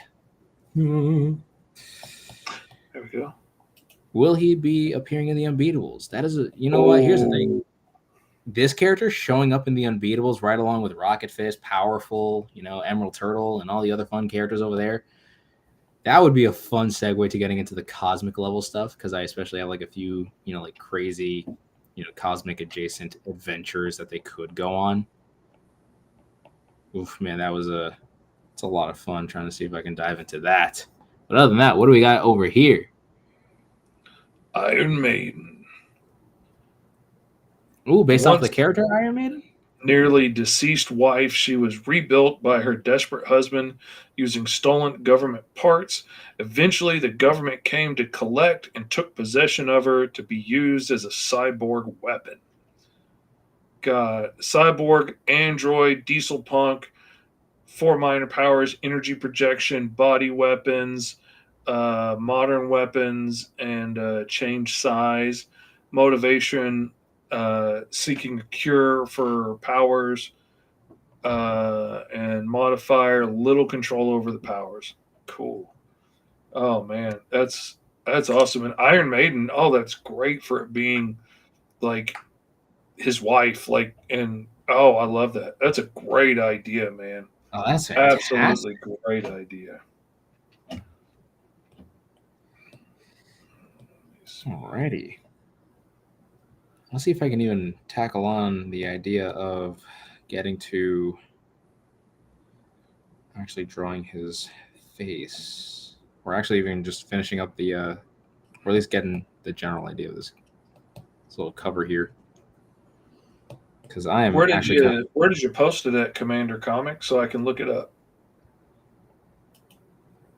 Little Katie says, "I love these dynamic poses." Well, thank you, Katie. Thank you. This was It's good. definitely. I love her to death. It's definitely interesting to see because love these role for hero segments. Again, just the creativity and the challenge that we have to endure having to create different kinds of heroes and villains, all that other kind of Oh, fun and having stuff. to come up with something new on the spot, being given random things to have to try and figure out how to make it work together. Always Doggone Comics is back. Welcome back. How we We're doing, buddy? designing heroes and villains. Esteban is designing a cosmic hero with ability to channel his cosmic powers to create body weapons and fly. He's got immortality, but his powers are limited. And I got a villain with one power to be able to transmute matter in some way. And as we were thinking about it and tossing out ideas, I hit on the idea of turning things to stone. And so she developed these tech gauntlets that let her turn people to stone, and just steered into the skid and made herself this whole Medusa vibe, and joined like the Serpent Society or something, and is now part of a team of evil serpent themed bad guys, and is trying to make her fortune as Medusa. Honestly, that's just probably a solid name as is. I don't even think there has to be such a difference in the character's name. She calls herself Medusa. She's part of the serpents. Like, honestly, is the Serpent Society a thing? Because I don't know if that It 'cause I know is Marvel. Okay. posted on Blue Sky. Okay, all right, Blue Sky. Can I get to that from here? I don't know if I can. I can look it up on here. No, I got it on my phone. Art that we make, like that's. Let's see. Oh, Blue Sky. Man got a big forehead because this is exactly what I need with aliens. I just love drawing them. Oh, cool. Shut up, I want to see. Hold on a second. If anything, because I think I have a Blue Sky. Did you use the hashtag roll for hero? Yeah, it's on Blue Sky. And let's see. Cannot. Okay, come on, can we? No, I don't want to add it to my Of course, story. things don't want to work with me today. Okay. Send it to myself, and then I'm gonna pull it up over here.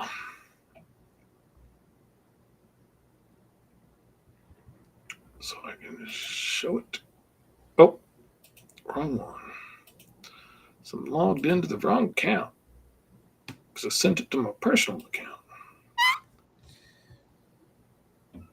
This is actually a really cool character design. It's so simple, but I wasn't expecting because I was thinking about literally anything else but how simple of a design this was. Because I was trying to make this some like intensively cosmic based kind of a character, but the fact that I made it so simple was like very, very interesting. Don't you just love it when the dogs be barking? Oh man, dogs be barking. There we go. There is his looking cosmic, size changing character. Whoa. It's got like That the is Starlight awesome. in it. Oh, that's so cool when you get to see the little like the Ant-Man style thing growing. That's awesome. That's got everything going on. That is really cool. That is Commander Comics. That is actually a solid design, man. Doggone Comics asks, Esteban, how do you pronounce your last name? That is actually surprising. It's very few people get it correct, but it's pronounced Carrero. It's really weird, but yeah. So it's Carrero. Carrera. Oh, Okay. That's what I thought. That's what I thought it was. Carrero. A lot of people, weirdly enough, confuse it with an A, like Carrera, because you have to say with like a Hispanic kind of a thing. So it's Esteban Carrero, because you have to roll the R's because there's like 3 in there. But yeah, anyways, when I try to make aliens for specific names for the specific species, I start by picking one letter, make a random sound with it, and then spell it out, or spell how it sounds, like spelling onomatopoeia sounds. I hate spelling onomatopoeia. Like, I will make up a sound and I'm like, splang or something. I hate trying to come up with stuff that's complicated. Like trying to get the sound for like a silenced bullet. Like, if I'm making the sound, I'm like, but how do I spell? Like, I don't know how to spell that. Some things are easier, but God, I hate trying to do that. I hate it. That's the worst part about some onomatopoeias, man. They're just they are very difficult sometimes. That's the reason why I tend to go for this typical crash and boom and all that other kind of stuff. But when it's those specific sounds, like when you went, like I think of like saying, like using it with a FW and a K, like a or something like that, or something. I don't know. Oh yeah, and Deadpool's right. That's absolutely next level, Commander Comic. You did a good job on it. Great. And I'm glad you had fun drawing it. That's the whole point of Roll for Hero. We're here to just design some cracked out characters, see where it goes. For all we know, we can basically create the next franchise, which honestly we almost kind of did once. Rolling up steampunk characters. Oh yeah, man. I mean, we've had so much fun with this. I don't ever get tired of doing this. It's a lot of fun.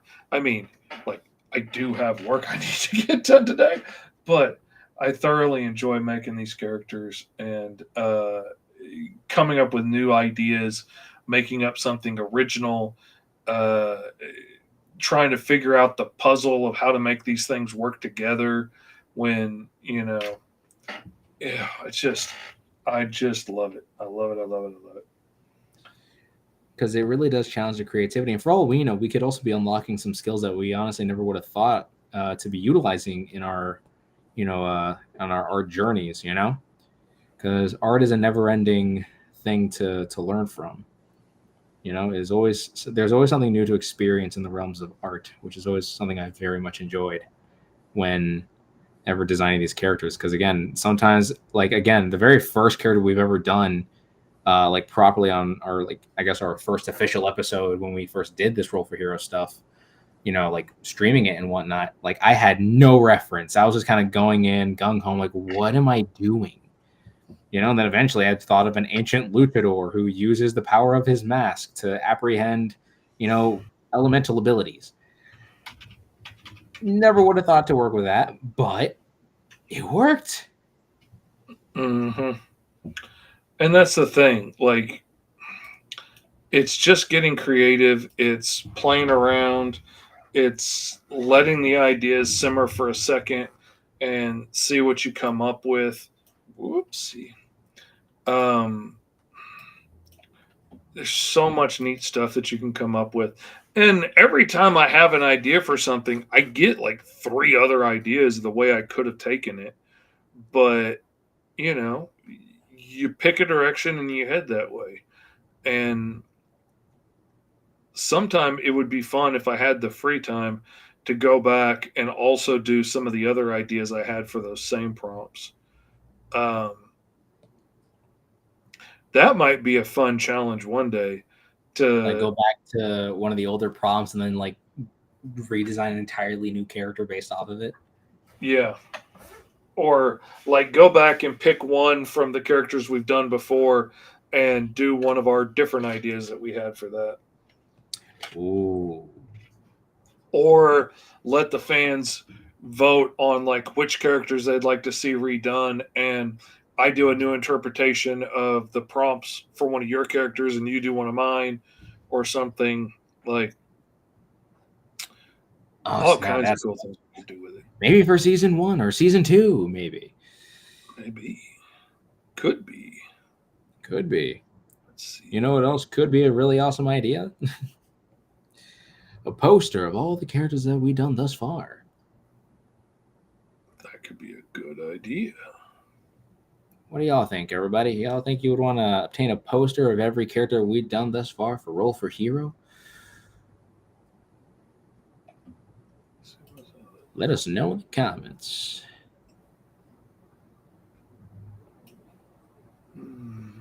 Because now I'm kind of getting. How long is the stream going on for? I feel like we've been kind of getting lost in time. Ooh, a whole 2 hours and an Evelyn minutes. Yep. I want to I'm gonna know. have to get going pretty soon because I got some paid work I got to get finished.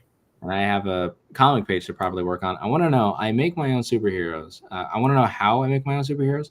Should I post that on Webtoons or something? I want your opinion because y'all make great comic book characters. Honestly, that is highly dependent on you. Mr. Fish does primarily more traditional like Kickstarter fundraising and actually puts the books in your hands. And I happen to have some of his books because they're that great. The art is fantastic. The story is just as amazing as the art. And that is highly onto you. For me, I've decided to put my stuff on Webtoons because number one, I just want to get it out there. I just really want to finally just push it out, being like, look, here, read it. Now, of course, for me, it's going to be coming out bit by bit. So you're going to have to be a little patient with my end of things here and there. So that's just, it's highly dependent on like how fast or how consistent you can create the amount of pages for your comic and your story. And if you have the eligibility to take those images and to upload them to a Webtoon, or maybe you want to take more time to probably refine your story and then properly push it out as a book format. But that is up to you. And again, we just draw characters.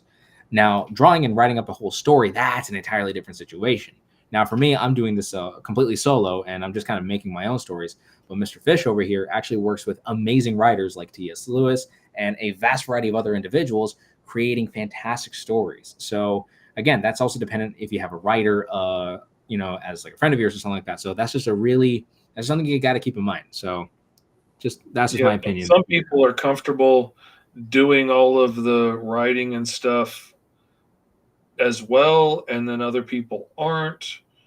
It's all like, what are you good with? What are you good at? If you're comfortable doing it all and talented at it, then doing it all is not a bad way to go. I got no problem with Webtoons. I think they're great. I enjoy reading them. I'm a bigger fan of like doing even just an ash can comic that you could print at home yourself and ship those out cheaply. You could do a Kickstarter for $500 and print up a bunch of ash can comics and ship them out to everybody, and or not even have to do one if you've already got a printer. I like that idea a lot. I just got an ash can comic from a dude, and it was 20 pages long, and it was 2 10-page intro stories for 2 different characters, and I just absolutely loved it. It was so much fun. I couldn't get enough of it. I had to look the guy up, send him a friend request, message him right away, tell him how much I enjoyed his book. Absolutely loved it. And a little jealous I didn't do that with Alice Lost in Wonderland. I kind of wish I had just done an ash can, and then I could color it for the trade, and have even more reason for people to want to come back and buy the trade, to be able to see it in full color and all this stuff. But I kind of wish I would have just done it quicker and easier. But full color comics are cool, but They they are. And then cost more also, money to get done. They take longer to get done. Yada yada that yada. is true. So again, that's just highly dependent on like whether or not you want to get it out there. Like for me, I do plan on making the Unbeatables a proper printed book, but I just want to get the pages out there so then that way y'all can kind of see the art for what it is. So, and not only that, I'm not just procrastinating and saying, oh, well, it looks like I'm going to take it forever. No, I'm not giving myself any more excuses. I feel like I've held on to the pages long enough and I want to get it out there. Now, let's also see what Dadpool was trying to say. He says, how about you both roll aspects for character and we decide who gets to use which aspect for their character. So it's like we roll two different things and then the chat decides whether or not like, oh, I get this one, you get that one kind of a thing. Mm-hmm. That's actually very interesting, very interactive. Mm-hmm. What's it called? Jordan says, if it could pop up at least on my side over here, because I know it takes a bit while, a bit more here. You could do Public Domain, Legion of Doom, or JSA. Public Domain, I mean, it's possible. It's not completely impossible with that. But yeah, I mean, it is what it is. Like I said, I'm only doing like Public Domain videos once a week just to kind of, get that out there. And I also want to focus on making other content. Again, I'm focusing a lot more on my comic stuff now. But here's a little fun fact for y'all. I do take those Public Domain characters that I've done, and I will put those in my comic of the Unbeatables as either like other heroes that happen to live in this world. Some of them might be interacting with others. So if you guys want to see those Public Domain characters within the realms of the Unbeatables, make sure to go check it out. Make sure to stay tuned to the best of your abilities. We have my cousin Caleb. How we doing, bud? Saying W's in the chat. Thank you. Yeah, W to all y'all. Y'all are really loving it. I'm loving it all here, man. And then, of course, Doggone Comics says, thank you. If it pops up on the screen, because I know it's different from my end over here. You're welcome. I'm glad that hopefully this was some decent advice that we can give y'all, because, comic advice is really interesting because there's a lot of it. It's just more like which ones do you want to try to apply or which ones do you believe is something that you need to hear? Because sometimes the comic advice that you don't really want to hear is probably the one that you're going to have to hear because that's the one that's the most logical route. But again, it varies for a lot of other people. So many things I didn't want to listen to because I just knew I knew better. And, you don't know me. Well, no, but they know what's going to work and what's not. And God, I wish I would have listened more along the way. But, what you going to do? Let's see, rasterize. There we go. Loving it. Loving it.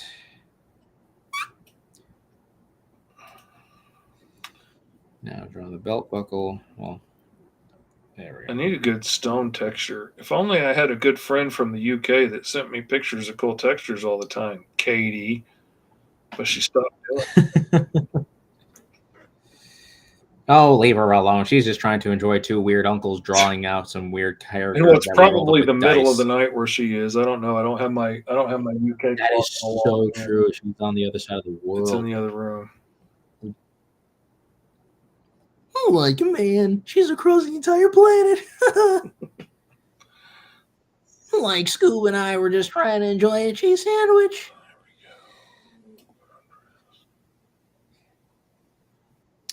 Funnily enough, I actually had this one comic idea. And the title was very interesting because when you said, like you have Alice Lost in Wonderland, I had this one comic called Welcome to Wonderland. Oh, yeah? And yeah, it had nothing to do with Alice in Wonderland, though. It was a completely, like, very, very, like, strange comic. It was kind of like in the same vein as, like, Gravity Falls. It was like a mystery comic. There was a lot of things that I would have had an idea for. You follow this kid who just newly, like, just moved into town. and he met this one weird kid who, was just kind of lying on the road just because. Again, this was like, and I drew it in the style of Adventure Time just because it was very easy to draw in that style. And that was the aesthetic that I had for it. It's somewhere here, but it was a whole thing and a half. And funnily enough, I kid you not, God is my witness on this. It was a character, the character that lied down on the road who was acting all weird and stuff. The kid's name was Fish. I kid you not. The kid's name was actually Fish. That's what I call him. I'm like, I don't know, just call him Fish or whatever. That was it. Little did I know that I think I unintentionally manifested the person that I would end up working alongside with. That's why that's one of the reasons that Chicken Little is one of my favorite movies of all time, even though most people don't even hardly remember it, because they had the foreign exchange student Fish in there, and he was so freaking weird, and I loved it so much because I was such a weird kid, and I just I love that character so much.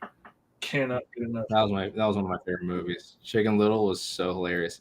And it's funny how they ended up because I also used to work at a KFC.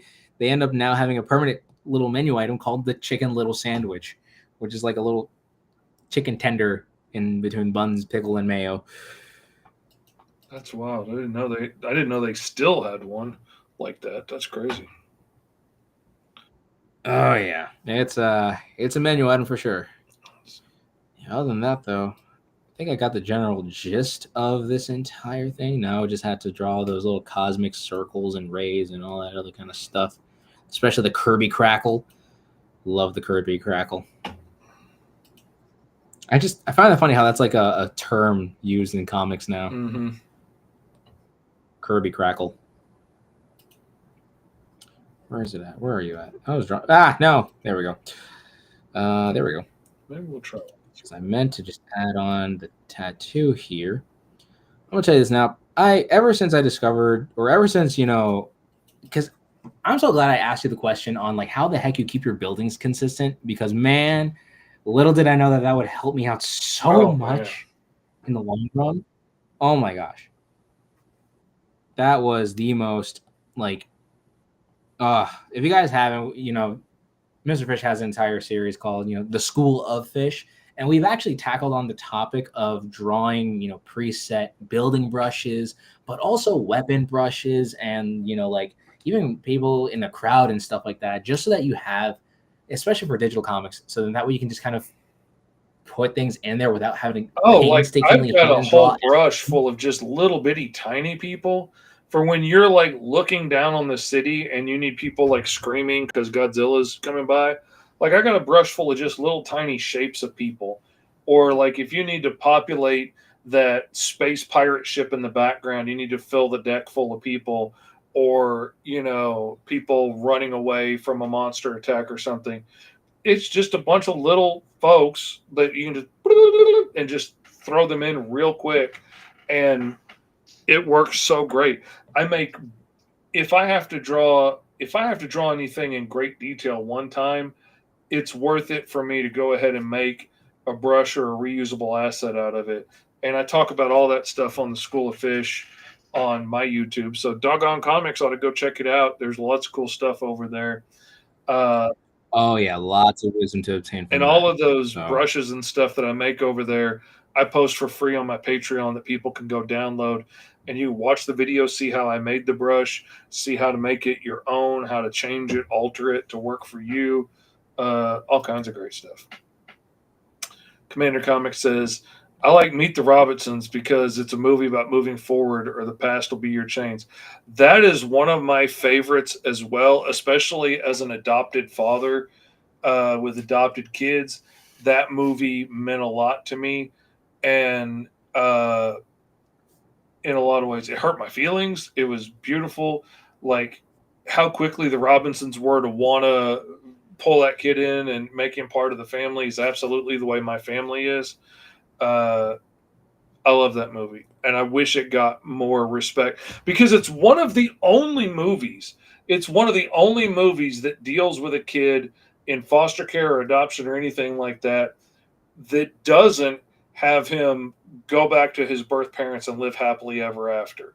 And which to me is a horrible fantasy to be giving to little kids that don't live with their birth parents, because that's not always going to be the case. Like, luckily, as grown adults, my kids managed to reconnect with their birth mother now that she's a few years sober and is out of prison and stuff, and they're getting to have a great relationship with her now. That never would have been possible until the last couple of years. And you know, so giving kids this fantasy that, oh no, they'll come back if I can go through time and I can find her face and I can find her, that I can, get back to her. I'm so glad it didn't take that easy happy ending, and instead, like, he found the new family and became, the dad of the Robinsons and stuff. I love that movie. It's one of the few movies that does it right.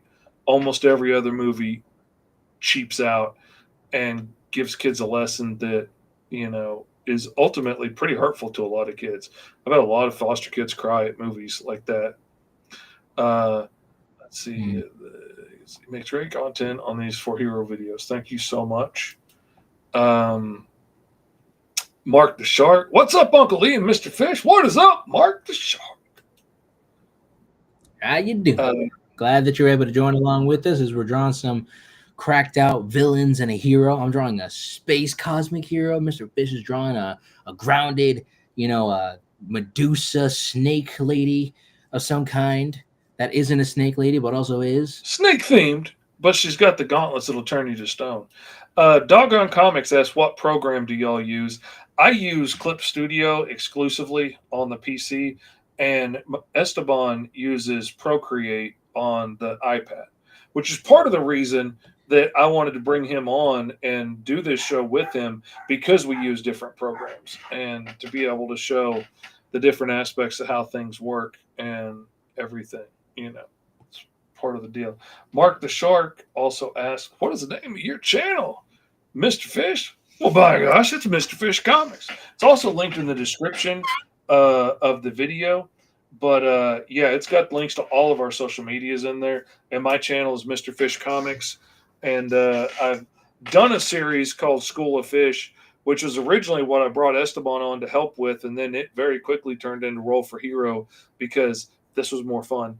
And, and it's got. But also, like, at some point in time, we were always talking about assets and creating like other things here and there. And I feel like, again, there's a lot of comic advice that personally I don't think I can ever give enough, because the internet is filled to the brim with them. Now, you have much more experience, obviously, given how you made this your entire career. And, again, it ultimately comes down to talk to your artist or talk to your writer if you're an artist, and vice versa. So then that way you have a unified vision. And then not only that, get the inspiration needed and necessary. Try to find as many potential decent shortcuts as you can to help, improve your workflow, which again is what we started off with the building asset stuff. But then from there, I was like, I feel like this is everything we could talk about. And then I wanted to tackle on doing something different outside of the public domain stuff, which actually got me to doing Roll for Hero, which I did just as a solo thing. And now I tagged Mr. Fish along the journey because honestly, he did this before I came up with this idea. I've been doing this on my TikTok for a long time. And I've been wanting to do a show with some other artists and bring people in and roll up random prompts and see what we all come up with. But it's tough to find artists that are willing to come on and try and design a character in an hour. And, luckily Esteban can put up a good fight in that arena and make up cool stuff in it, in a short time frame, which is hard to find people that can do. And so he's a good match for this. With its funny convergent evolution that we were both wanting to do the same show at the same time. Was that a cosmic coincidence, if you will? Yes. But yeah, I honestly really want to do this because, for one, I want to find at least some use for my dice, but also I want to explore more with the content, because all I was doing was public domain stuff. And I love doing it, don't get me wrong.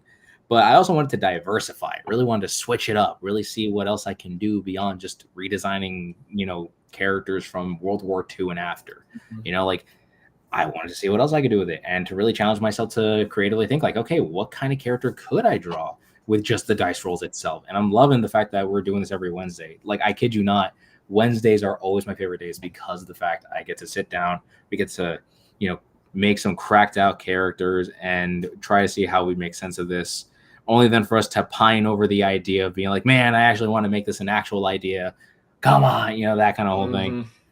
Like, it's always a lot of fun doing this. And also, I'm not even joking. There were times, like, honestly, in my opinion, there were times where we created like actual franchise worthy, ideas here, like I'm surprised we haven't even pursued one of these yet, but that's because, you actually have like other comics that you have to work on. And for me, oh yeah, I've got a comic book right now. My backers are waiting on from Kickstarter that I got to finish and get printed and shipped out.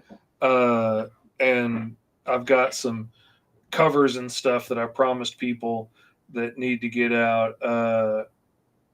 Let's see. Deadpool says oh, that was my phone.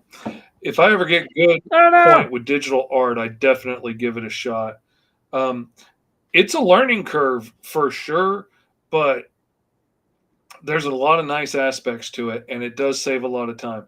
There are things that I miss about working traditionally. Like, there are things I can do with the flick of a wrist with a brush that are a lot harder to pull off digitally. But because it's my job, I have no choice but to do digital because it just lets me work so much faster and so much more efficiently and fix mistakes and stuff so much quicker. And if somebody wants drastic changes to the art, I don't have to scrap a page and start over from scratch. I can just manipulate what I've got. There's no choice really as a job. It's just so much better. Mark the Shark says, I give you guys prop on the work you guys are doing. Thank you so much, man. Says, what characters in the public domain have you guys used in your comics? I've done a whole lot of comics for standard comics. The Sentinels series, I just finished issue 12 of the Sentinels, and it's got all kinds of public domain characters in it. We've had Man of Metal, Magno, Nelvana, TNT Todd is in there all the time. All kinds of public domain characters. Black Orchid, Grim Reaper are some of the main characters that are in almost every issue, along with some characters that the writer has made up himself. And he's really brought me around on liking public domain characters. The American Eagle redesign we did last week, I cannot get out of my head, and I really kind of want to do something with. But I got so many books planned already that I got to get done. I don't know when I would have time to do it. Doggone Comics says, what program are y'all using for drawing? Procreate, Clip Studio. And Dragon Gaming said, these characters you make on Wednesdays become too good to ignore. Man, I'm telling you, man. For real. That's like one of the most annoying parts about this because, again, like one of the first ones was I ended up coming up with like an Aztec inspired, warrior who gets elemental powers from their helmets that they wear, and I called it the Primal Empire, and I'm so mad because that is such a franchise worthy name that could turn into an entire series, like spin-offs and sequels, prequels to everything else in between. And I'm putting up like I would love to work on that concept, but just so that I don't go off on the idea of making 1,000 different first issues and barely finishing anything, I'm going to stick to the one comic right now. That's the problem. And keep going. I would love to start on American Eagle comic right now, but then I'll end up with another like 100 first issues and no second issues if I keep doing that. And like I got the Mighty Call to 4 issues. I got Green Zone to the 4 issues to the end of their first shift, which is going to be the majority of the trade when that comes out next year. I'm taking Alice Lost in Wonderland to the first 6 issues for that trade to get that first arc done before I go on to anything else. Because like I'd like to go back to the Mighty Caw. I've got other ideas I'd like to do as well, but I'm finishing this first arc of Alice for sure. Katie says, have either of you ever tried the drawing software Rebel or Rebel? I'm not sure how to pronounce that. I'm trying to get my head around it at the moment. No, I haven't even heard of it.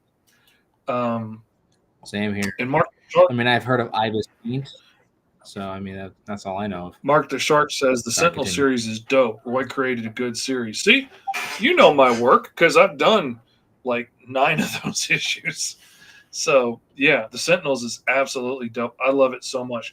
And I did not like public domain characters when I got hired for that job.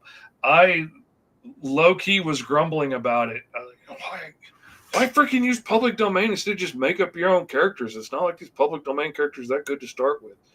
Now he's brought me around. He's made me fall in love with it now, and I get why people like them now. But yeah, it took some time for me to come around on that one. Dragon Gaming says, just make sure to write down those great concepts. Dude, I have such long freaking lists in my phone of story ideas. Like we were just driving around on the way to my grandkids' house this weekend, and I came up with a whole new manga idea and had to write it down and send it to everybody I know. I was like, hey, here's an idea for another book I don't have time to make. Yeah, same here. That's why I also developed a series, or something that I would like to develop as a series on my channel called Concept Corner, where I get to just yap about a particular comic idea that I may or may not get to, or maybe I'll get to it, but not yet. Mm-hmm. You know, like the first episode of that, I talked about a cool like webtoon or a manga series called Food Truck Kaiju Hunters. You know, people who own a food truck and then they, you know, fight kaijus, they kill the kaijus and they serve them as part of their dishes in the food or whatnot. Like that's one idea. Mm-hmm. I would also love to do Concept Corner talking about what's it called? The Primal Empire, getting to expand more on the world of that, getting to see what it's like to live in a world where you get elemental powers from different like ancient luchador style masks, or you know, heck, the steampunk universe that we ended up rolling here, where we drew aliens that ended up having to dress up in their steampunk attire, coming to Earth, fighting off, you know, bad environmentals, corporate CEOs, and a hunter who's been granted the spirit of the hunted, or all that kind of stuff. You know, like that's why I want to develop more of Concept Corner so that I can talk about those ideas. So in the off chance if y'all really enjoy those concepts and you really want to see those and you really want to press me on for that, then I'll actually, you know, start putting in, you know, writing it out and drawing it out and all that kind of stuff. But you know, that's just my opinion or just my statement that nobody asked for. Little Katie says, you'll finish the entire run of the Mighty Call before I finish that cover. Haha. I just might. She started on a really amazing cover, but she hadn't finished it yet. But then that's also one of those things when you don't have a hard deadline on something, it's real easy to push it off and, you know, it just doesn't get done. I've got lots of things like that. Dadpool says, I fear this is what would happen to me because it already happens just with character creations. Oh, absolutely, man. One idea after 100%. another. And it's hard to pick, like, which one am I going to focus on and just start getting it done. And it's so easy. That's why so many people have so many first issues and no second issues, because you get halfway through a book and you're like, oh, I got a new idea. And then you want to chase that dopamine and get that thing done. And halfway through that, you get a new idea. And now you want to chase that dopamine instead of like getting one thing finished. It's a whole skill set to be able to grind out books and get them done. Which ultimately, the more I think about it, it's like all these Roll for Hero segments is like us kind of chasing that dopamine every time we design a character, because that's exactly that. That is actually the perfect way to describe it. Is that we're just always trying to chase that dopamine because we're always creating something new, and there's so many possibilities that can come from it, you know. And we could see so much happening, but also we don't have the time nor the energy needed to dive into that because we're so busy with our actual other things to take care of, you know. Rodrigo asks, so what do you think about the upcoming Clayface horror movie? I'm super excited for it. I'm hoping it's going to be awesome. After the Superman movie, I've got great hopes for what's going to happen. Vin says, what are we working on now? We are creating new characters. He's creating a hero off of a set that he rolled up of powers. I created a villain, Medusa, off a set of powers that I created. We rolled up whole different sets of powers this time and came up with completely different characters. Lots of fun. Let's see. Dragon Gaming says, same here, Uncle Fish. Ben says, kaiju food trucks sounds like something that could really work out as a manga. I wholeheartedly. Oh, 100%. And I really want to work on that as a manga or webtoon. Heck, I even managed to draw like a little a beachside scenery to be like, oh, let me just kind of see how this would look. It looks great, obviously, but I have to, I just got to add more stuff to it. And but again, if it was for webtoons and if I was to do the proper vertical scroll format for it, man, that would take a lot more time. But I know it would be so worth it if I actually had the time to like dive into it that way. But honestly, again, I would love to work on that. But also, like the Primal Empire idea was definitely a really cool concept that I would have worked with. But again, it's just a lot of ideas, and I have a ton of ideas. Like there was one that I ended up going to you, Mr. Fish, for this one, the Batimals. It was like this old kind. It was one of the first ideas I had in like 2015, and I just remember drawing a bunch of like anthropomorphic animals and like being all big and muscular or whatever, but not really knowing what to do with it. It was an idea by name, but not much after that. We came up with a really cool idea for that, but then again, it comes down to time to get it done, and that's the thing. It's easy to have ideas. It's a whole nother thing to finish books, and that's the skill set and the challenge that we all have to work on is the getting things done.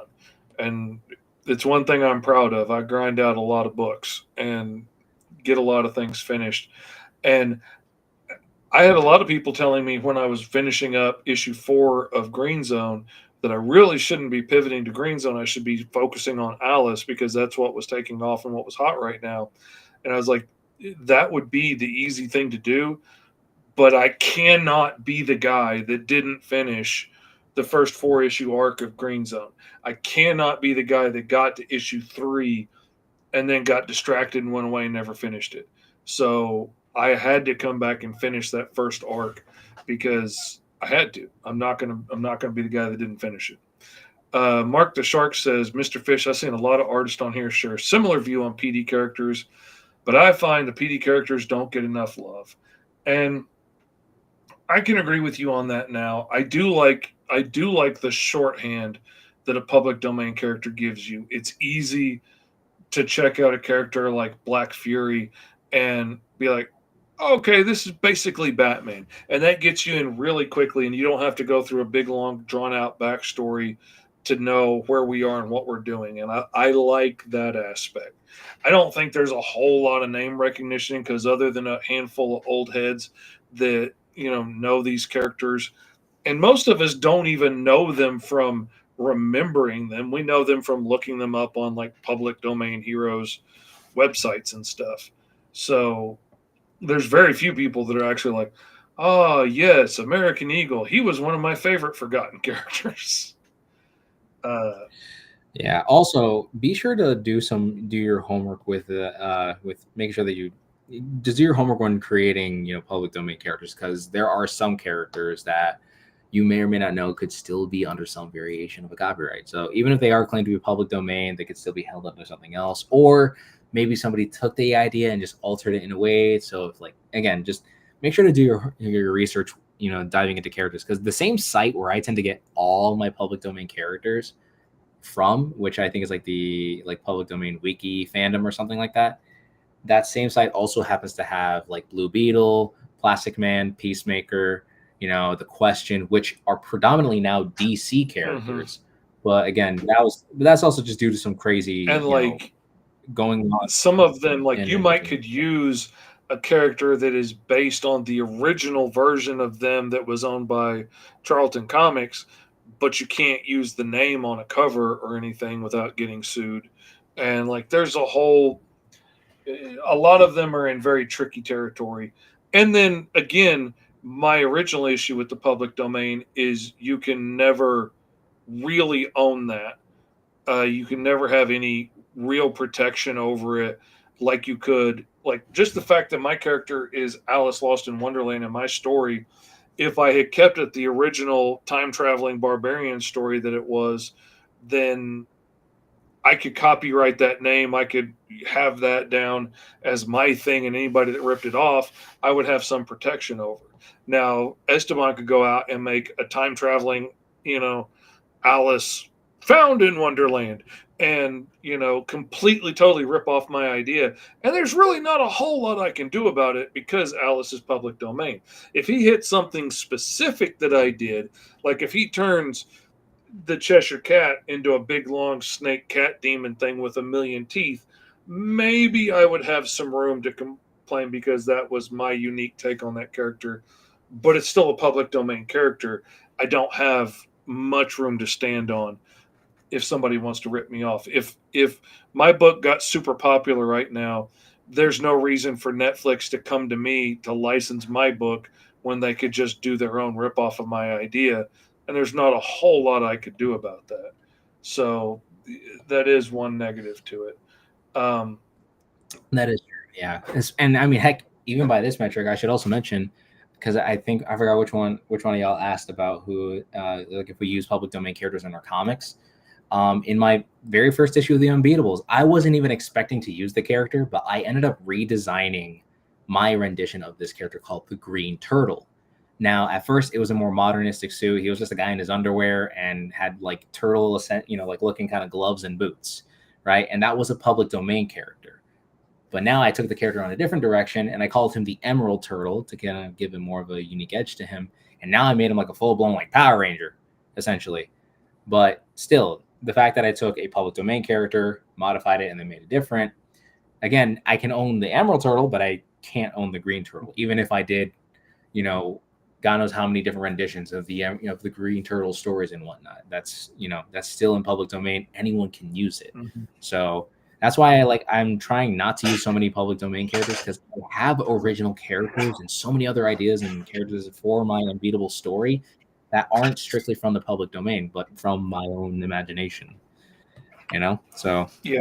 But again, I do love the public domain. I love how it could be a creative opportunity because, again, it helps you kind of explore different dynamics of things that honestly I never would have even thought of.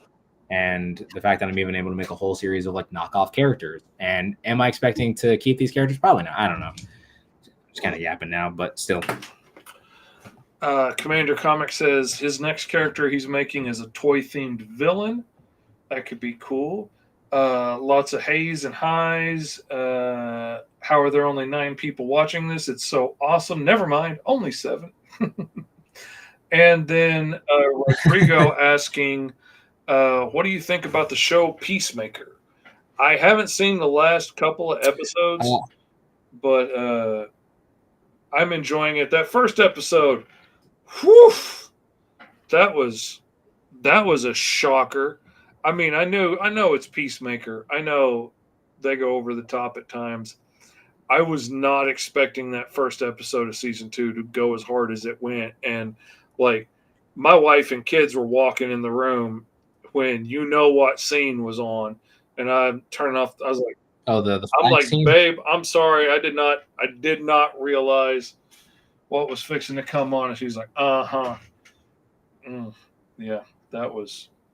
It's James Gunn. I should have known. Oh man, it was graphic. Jordan says, I'm currently working on my own superhero universe.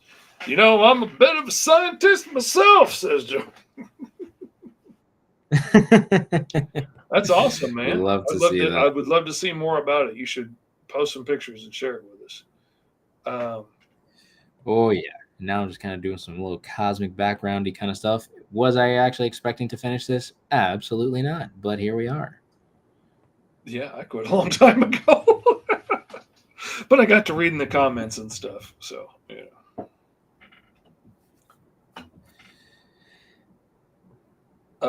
Let's see. Rodrigo says, what do you think about the Suicide Squad 2021? Is that the second one or the first one? That's a good question. I think that's the newest one, which would be the one that had Peacemaker in it. That one was actually good. upset me at first, and then I absolutely loved it. It was really good, but I was really upset that they faked us out so hard on that movie. And I was so excited that Nathan Fillion was going to be in there, and I was excited to see what they did with Arms Fall Off Lad, or whatever his name was. The Fall detachable Off Boy, kid, yep. that's what they were calling him in this one. I was really excited to see what they were going to do with that.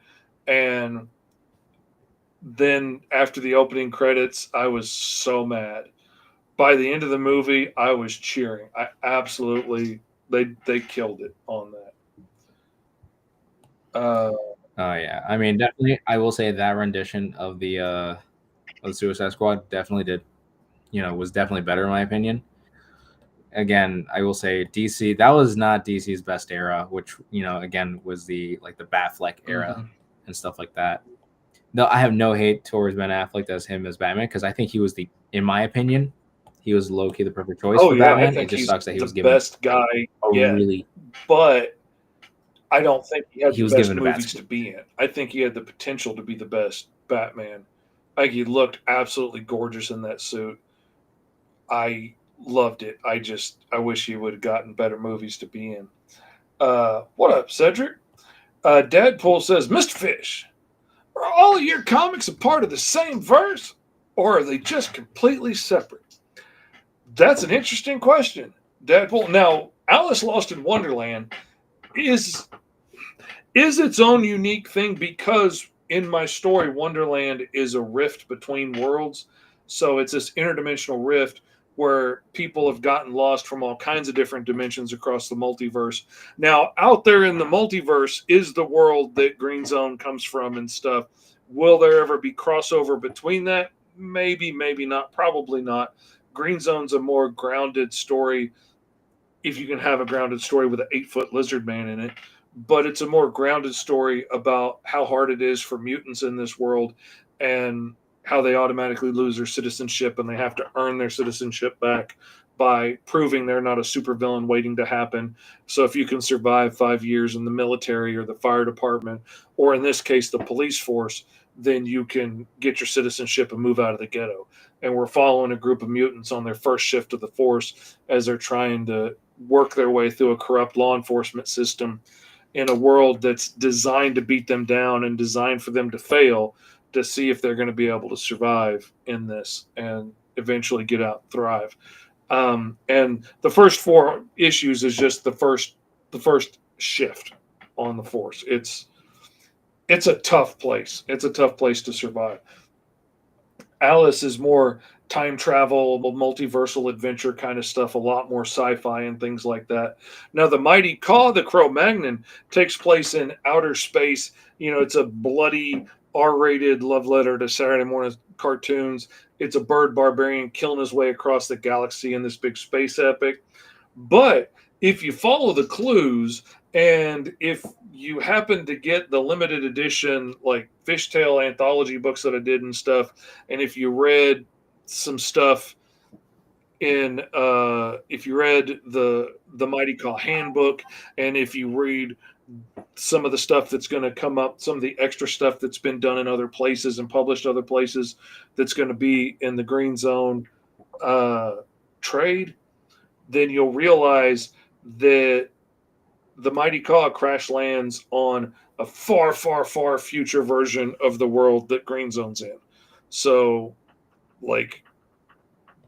there are some hints of things that still exist in Caw's world from this world, even though it's millions of years later in the future.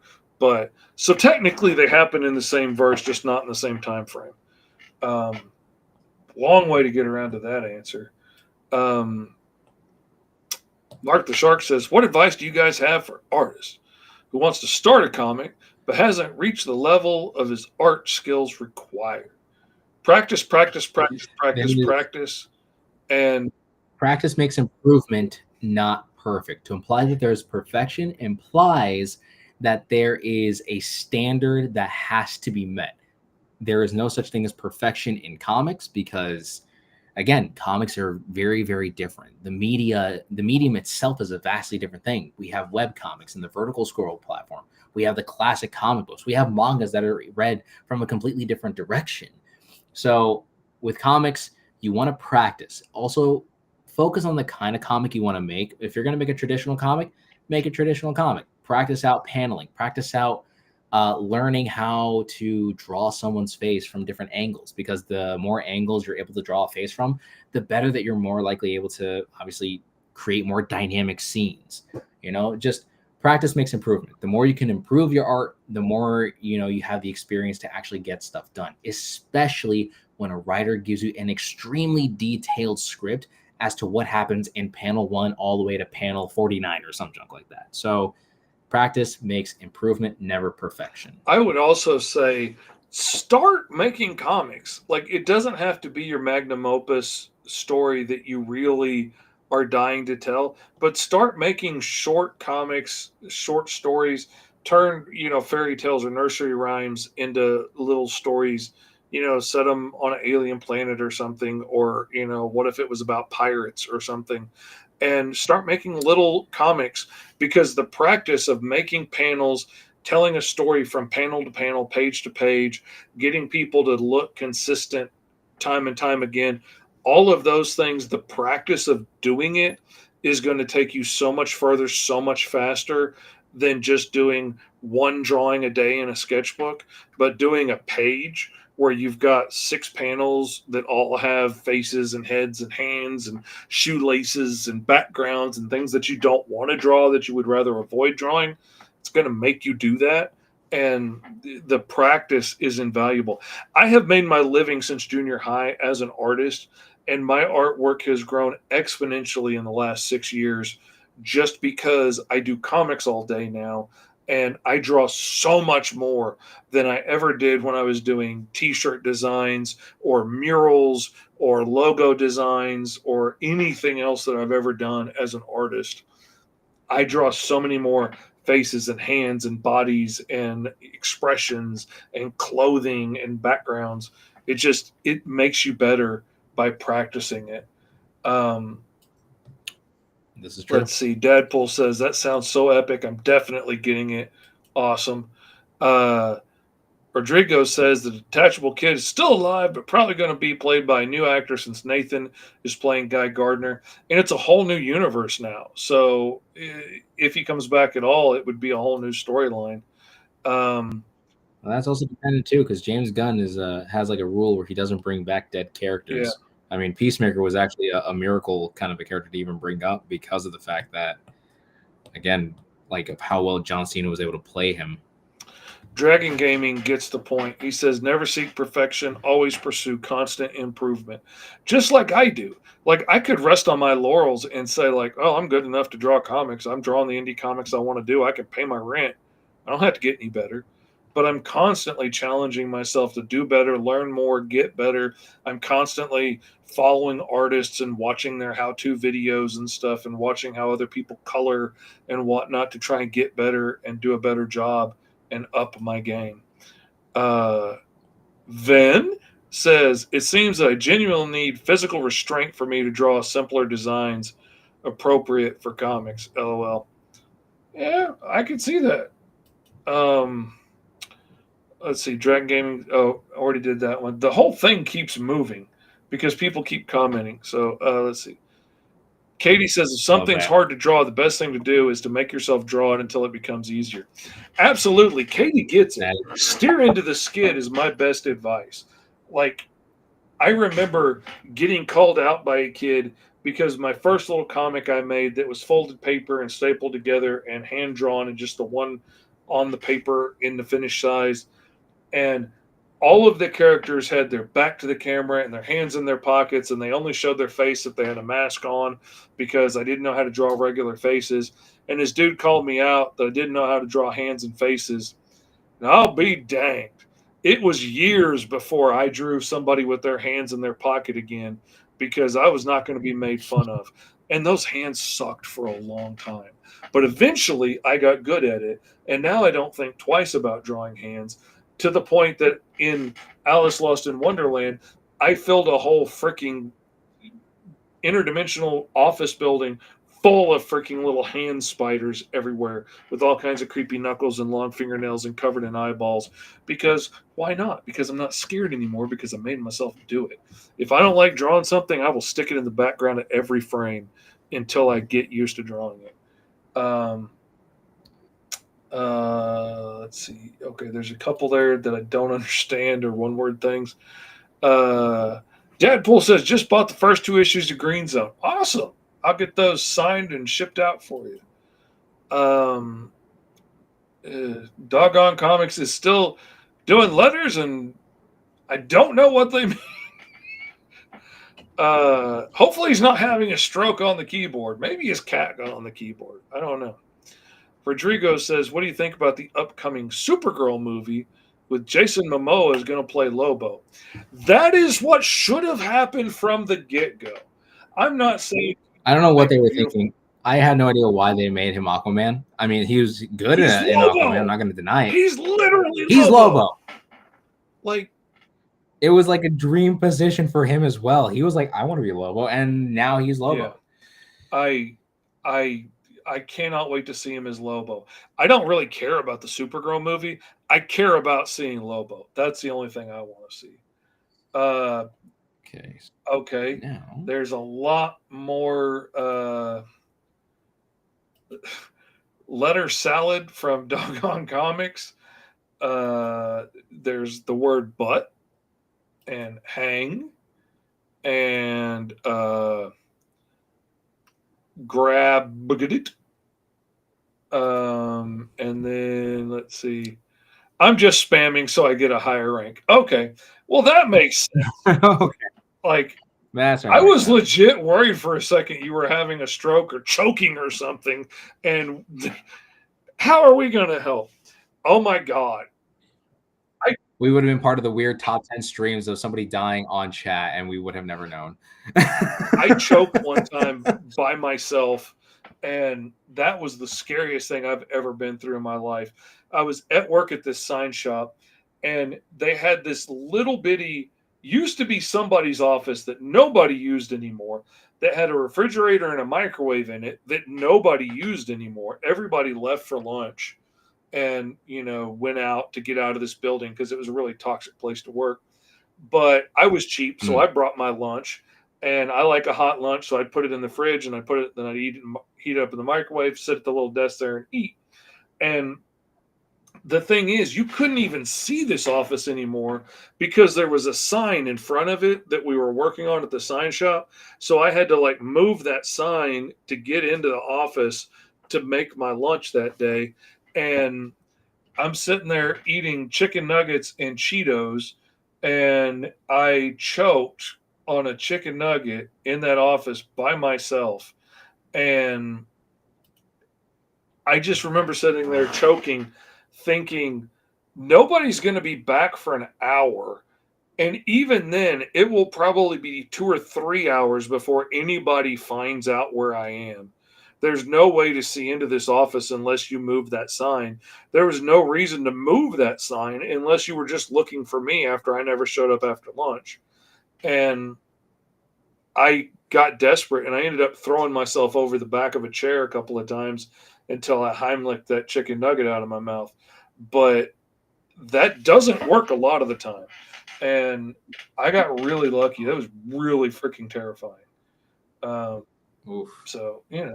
just there you go. Doggone says the random actual words are just autocorrect. Makes sense. Mark the Shark says, what are your thoughts on AI comics? No. I'm not a fan. I don't like it, but also, if I'm being 100% honest, I think eventually there's not going to be any fighting it anymore. I don't know what that's going to look like in the future. Just like I used to be against computers in artwork. Like, I learned how to ink and paint and stuff by hand. I thought digital was crap and it was cheating. And some of it was. I mean, if you take a photo somebody else took and then manipulate that a little bit in Photoshop to make something new out of it, you didn't really make anything. You manipulated something somebody else had. But now they're digital artists that do all kinds of amazing new stuff. I work completely digitally now. Like, I had to come around, I had to learn the tools, I had to learn a whole new way of doing things. But eventually there was just no fighting with it. And now, like, no printers or publishers even have large process cameras anymore to take photos of the original. You can't even do it traditionally anymore. At some point, it has to go through digital process just to get made into printing plates anymore. Like, nobody's doing this stuff the old fashioned way with negatives and stuff anymore. So Yeah. I think eventually there's going to come a point where we have to figure out a way to work with it or get left behind. I don't like that idea and I don't know what it looks like, but Well, and that's his thoughts. My thoughts on it is it's a jumping off point. Here's my thing. I'm not against the idea if you're using it to jump an idea or to get something kind of get the ball rolling. You know, if you have an idea but you don't know what to do with it, okay, sure, go for it. But if you're talking strictly AI art, I'd rather be the one, like drawing it out because you actually have a proper personal connection with that art and you have a desire to continue on with it. Because I have tested a few things out using AI just for funsies and to kind of see where it goes. Some of the ideas are pretty nifty, but I know that I have to take the initiative to draw it out because if I let AI take care of that, then there's not really much, I'm not really attached to it, right? Like, I love my characters of the Unbeatables. I enjoy these Draw for Hero segments because I took the initiative to draw these characters and you're out. not And at some point, an artist that way. I mean, you're an art director at best, an editor perhaps, a commissioner maybe of a piece of art, but it would be no different, using AI art. I can't call that my art any more than if Katie hired me to do a cover for her. She can't turn around and say that's her art. She might have told me what she wanted me to draw, and she might have given me advice on how to tweak it along the way, like you would with AI. But she didn't paint that cover. I made it. She could have done her own. Right. But so I don't know.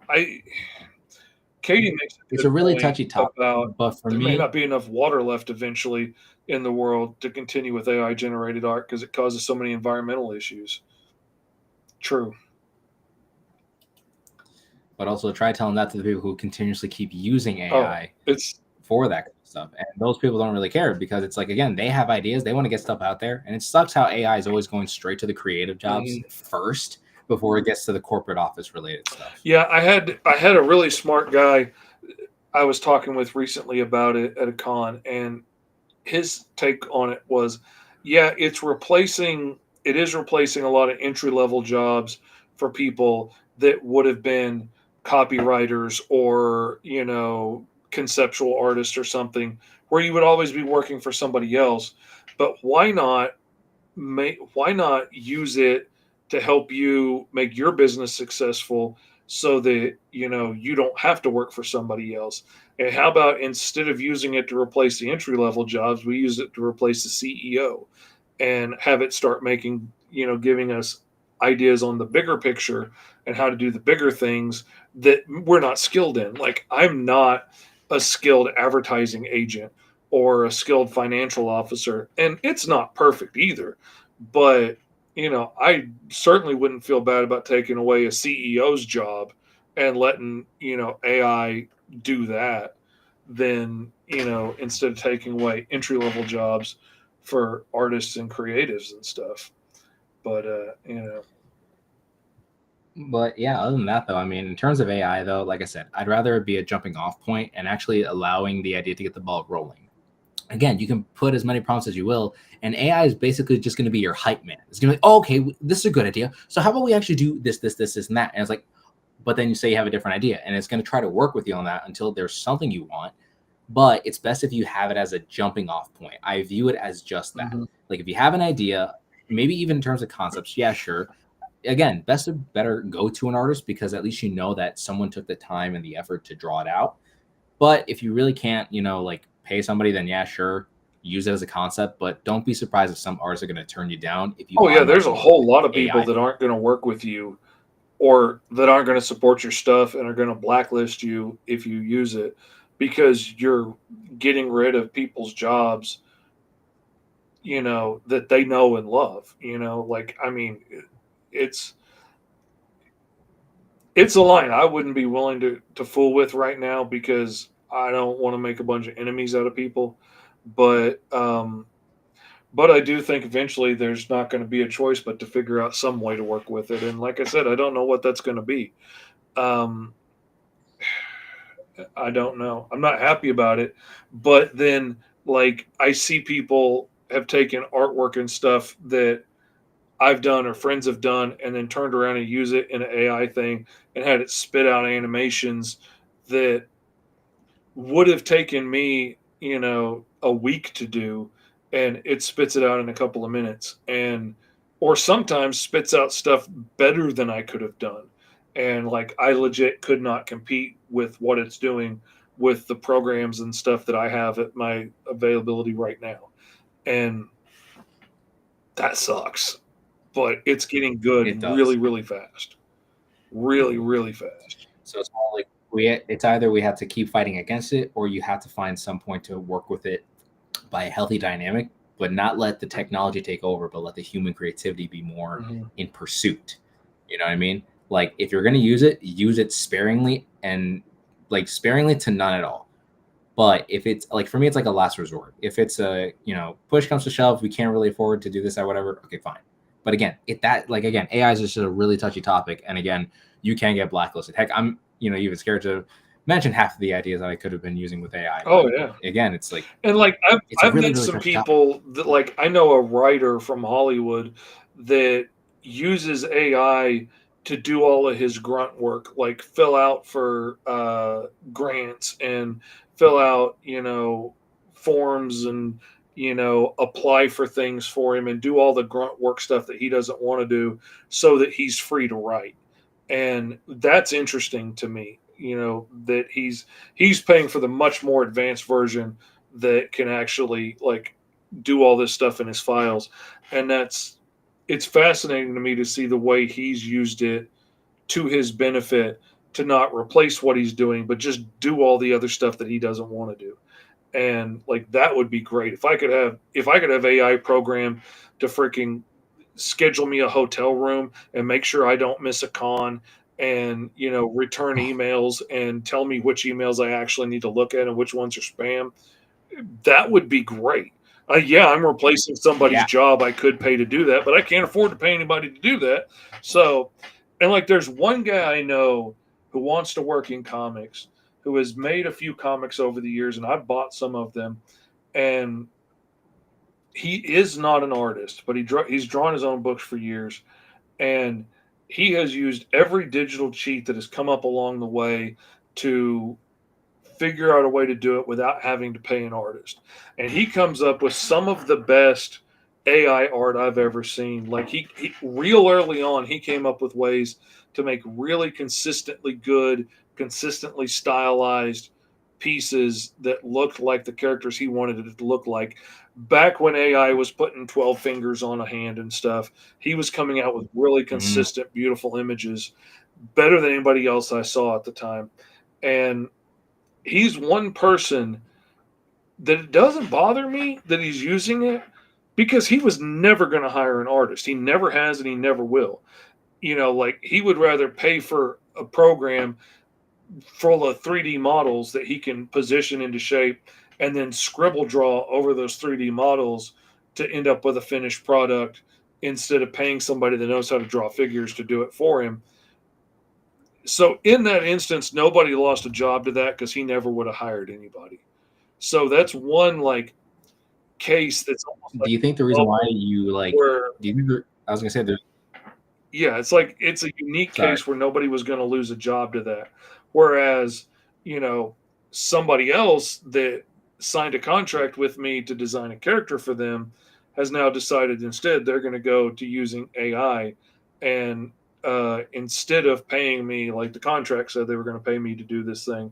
And that's hurtful, because I am literally losing out on a big job to this, because they can, pay an intern to type stuff into AI for nothing. And that stinks. Um, Katie says, I know a fair amount of people who have the view of, if you couldn't be bothered to write it or draw it, then why should I be bothered to read it when it comes to AI stuff? And yeah, I absolutely agree with that. Favorite punk genre, like for world building stuff: steampunk, solar punk, atom punk.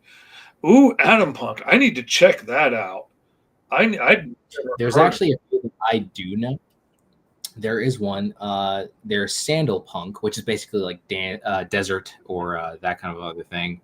I don't know what the proper term for it's like, but on desert, so that's sandal punk. Then the opposite of it is like, I don't know the proper term for it. I'm gonna call it aqua punk at the moment because I have no idea what it's called. But it's like very like underwater, very okay, cool. Very, yeah. Also, hold on a second. So the first time in your lives, but have been watching for a few months. Honestly, great comment about AI. I agree with a lot of the points you guys are making. Keep up the amazing work. Thank you so much for that. I mean, again, topic of AI is very controversial, especially when, again, I primarily dabbled it with just me and my ideas personally. I've never really gone to anyone else with those because, again, I don't want to like keep that as a, I'd rather have that to me. I don't want to push that out and be like, oh, well, this is what the AI did. Beginning, like to try and spur ideas. Like I was having trouble coming up with an idea for a design for this guy's costume at one point. So I typed my ideas in and it spit out like 10 different variations. But this was still pretty early on, like 2 years ago, maybe. And it was all blurry and nondescript and no details or anything. Like, but it gave me some points to jump off with for a drawing for TikTok. Like, nothing it gave me at the time was any good to want to use. Some of the stuff I see now that people are spitting out with it, I'm like, yeah, that's a pretty solid design. Like I could draw off of that and make an awesome looking book. It hurts my feelings how good it's getting so quickly. And yeah, and I mean, next thing you know, some person's going to be able to create, the next big potential franchise just using AI, which again, I wouldn't recommend it. I would rather, again, more human power, if anything. But unfortunately, human power does cost time, which does cost money because obviously we need to obtain finances in order for us to do what we want. Again, Mr. Fish his entire career is making independent comics using his skills and art that he has developed over a long duration of time. Yeah. And for me, I'm doing what I can to make that my career. So the fact that AI is kicking in, hurting me more than Mr. Fish over here because Mr. Fish got more consistent, clients. I mean, I've got some history behind me of knocking out books, but still, like, I'm pretty easily replaced by something that you can just type in. It's tough. It's tough. It's a scary world out there right now for people that have planned on making a living out of doing this. It's hard. My son's in that spot right now of like, do I go to college and study art just to come out and all the jobs are gone to AI, or do I get a business degree and do something, to make a buck instead that, I'm not going to love. And I can't argue with him for wanting to make a safer choice, in a world where you don't know what's going to happen in 5 years. It's tough out there. I've seen enough things change and enough things stay the same when they changed that, I think there's always going to be an opportunity for us. Just like, the special effects guys didn't go away when, 3D started taking over movies. What they do changed a little bit, but they didn't go away. And a lot of people love their stuff even more now, but it's a specialty niche thing instead of the full-time thing. And maybe that's what we're going to end up becoming. I don't know. But I also know you're not going to fight time. That's true. But let's also try to be a little bit positive on this as well. Again, as long as here's my thing. Either you have a healthy dynamic with it or you don't. But for me, the best way to work with it is let it just be the thing that helps kickstart an idea so that you can take over and have more creativity. I would rather be the one taking more of the creative reins. And thankfully, that's more or less what's been happening with the Unbeatables.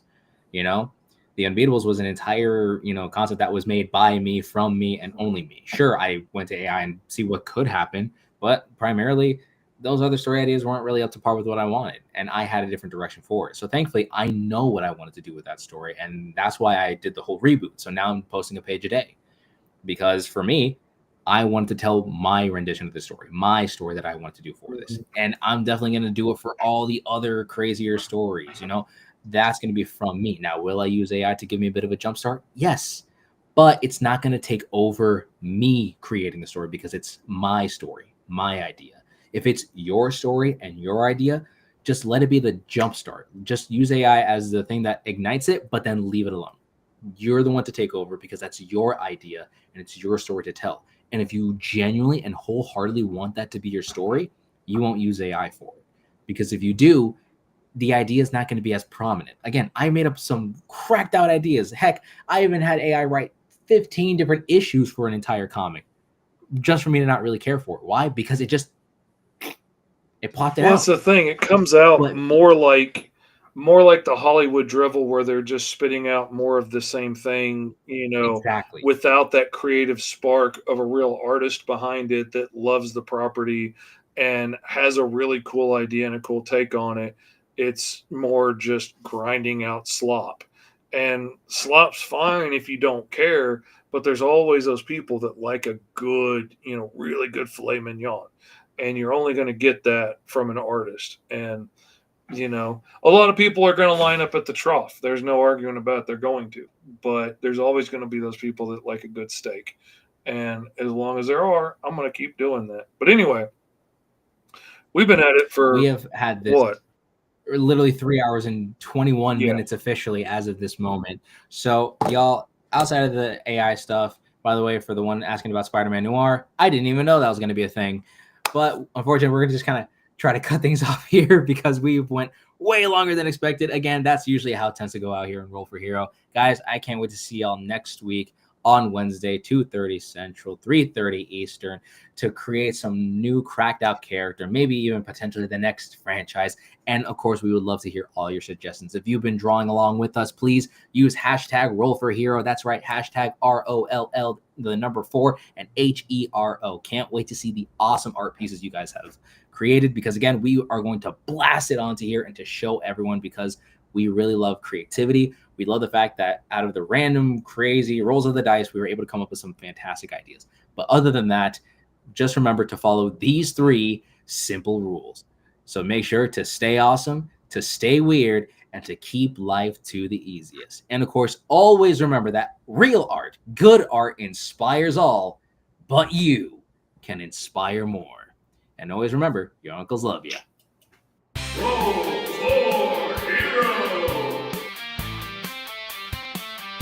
And even if you were to have like a prompt of 10 different things, right? Like say if you had one prompt of like, oh, like here's 10 different personality traits, here's 10 different superpowers, here's 10 different drawbacks. I like coming up with random list of powers and then just see what I come up with. Imagine rolling just those things every single time. It's always going to vary. The possibility of that happening is, again, like a 1 in 10 chance, but it's like, it shows that there's an infinite possibility. Always something else cool right around the corner that we can come up with, because there's no end to the prompts. There's no end to what we can roll up. Now we're going to be